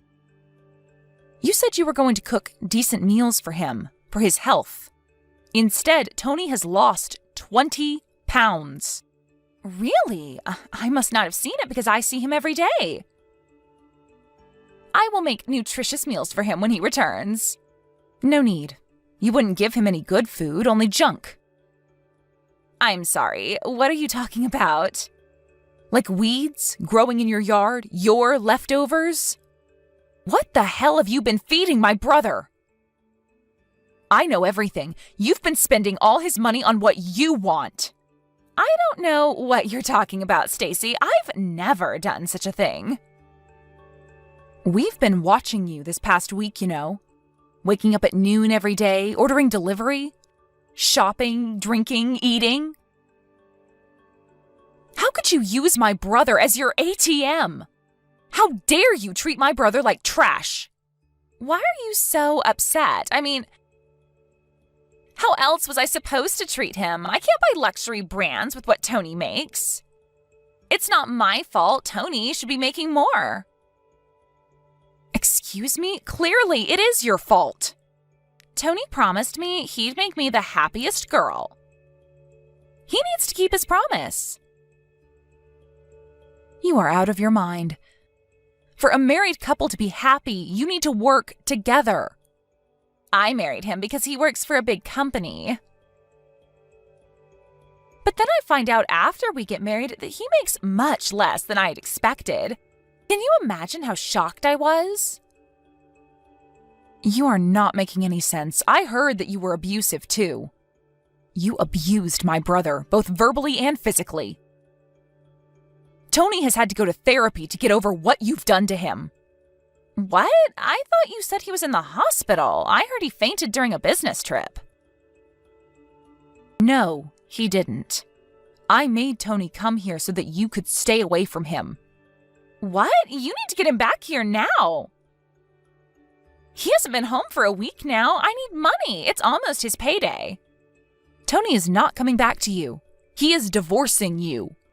You liar. Let me talk to him. No way. You think you can make him obey you, but the doctor says he's not allowed to come in contact with you whatsoever. So no, you can't talk to him. How can we have a divorce without speaking to each other? I mean, if he's not clear-headed, obviously I can't accept. How can you laugh at this? You were the one who traumatized him. You stole from me, too. You think you can get away with this? Well, we don't have anything on paper, do we? You lunatic, I've had enough of you. You are paying for all of this. Pay for what exactly? How you've damaged my brother, of course. We weren't just watching how you spent Tony's money. We know you're having an affair. Better yet, your guy is also married, so it's a double affair. I wonder what would happen if we let his wife know about this. I'm not having an affair. Yes, you are. I know you meet him at a hotel. You hide it well, but we've asked professionals to watch your every move. We have the proof of your infidelity. Wait, you're showing that to his wife? Yes, and we are considering to show your parents, too. You said they were tough. I wonder how they would react. I mean, you've been stealing, abusing, having an affair. This is going to be fun. Stop it! You can't show my parents. They are the real abusive ones. Oh, so you can abuse my brother, but you can't be abused? You've kicked him and thrown things at him. How could you? I will make a formal apology to Tony. Just please don't show my parents. I'm begging you, Stacy. On my knees. What you need to do first is agree to divorce Tony and compensate for his suffering. Compensate? You mean pay? I don't have any savings. I can't pay anything. You bought a lot of nice things, I hear. Why don't you sell those? I'm sure it'll give you a good start.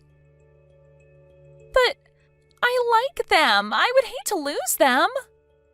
Then I will go ahead and talk to your parents now.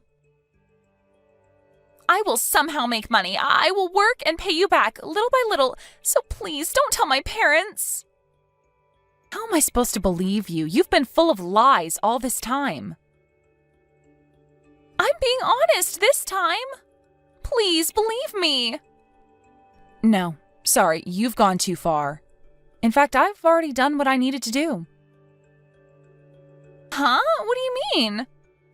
Your parents should be arriving at your doorstep in a minute. They've seen the proof already. Now it's time to face what you've done. No, how could you? Please tell me you're joking. Stacy, you have to tell them that you were wrong, that it was all a mistake. Wrong about what? I have nothing to correct. No one has your back anymore. You are getting what you deserve. You hurt my family. Now you're paying for it.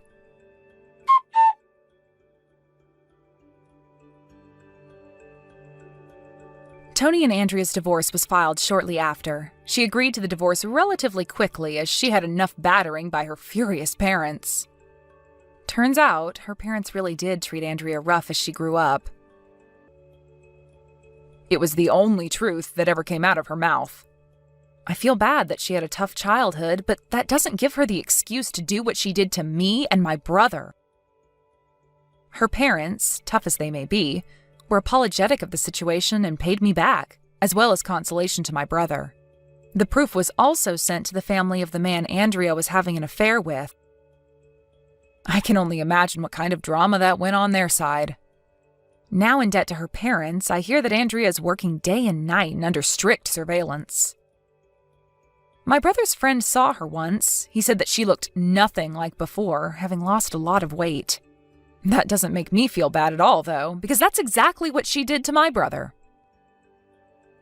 I have no idea how much money she must earn to make up to her parents, but I hope as she does, Andrea is able to realize and understand why she was wrong. On the other hand, my brother has recovered well. He gained his weight back and looks much happier. Reflecting back, he doesn't understand why he had let himself be a slave to Andrea. I later found out that Andrea wasn't even feeding him the vegetables that I had sent. She would throw them away and only allowed him to eat whatever she felt like permitting. My brother felt awful and wanted to avoid hurting my feelings. That was why he kept it a secret. He knew about how her parents treated Andrea, so it's my assumption that he felt bad for her at the beginning. But soon he became brainwashed into thinking he had to obey her. Andrea took advantage of Tony's kindness and he let her take control of him. Tony flourished at work after getting a divorce. He enjoys his career more than ever. I will always be worried about my little brother, but I trust he'll be fine. He's been through a lot, but he's a strong guy. As his only sibling, I'll continue to look out for him. Thank you for watching. Don't forget to hit the like button and subscribe to the channel.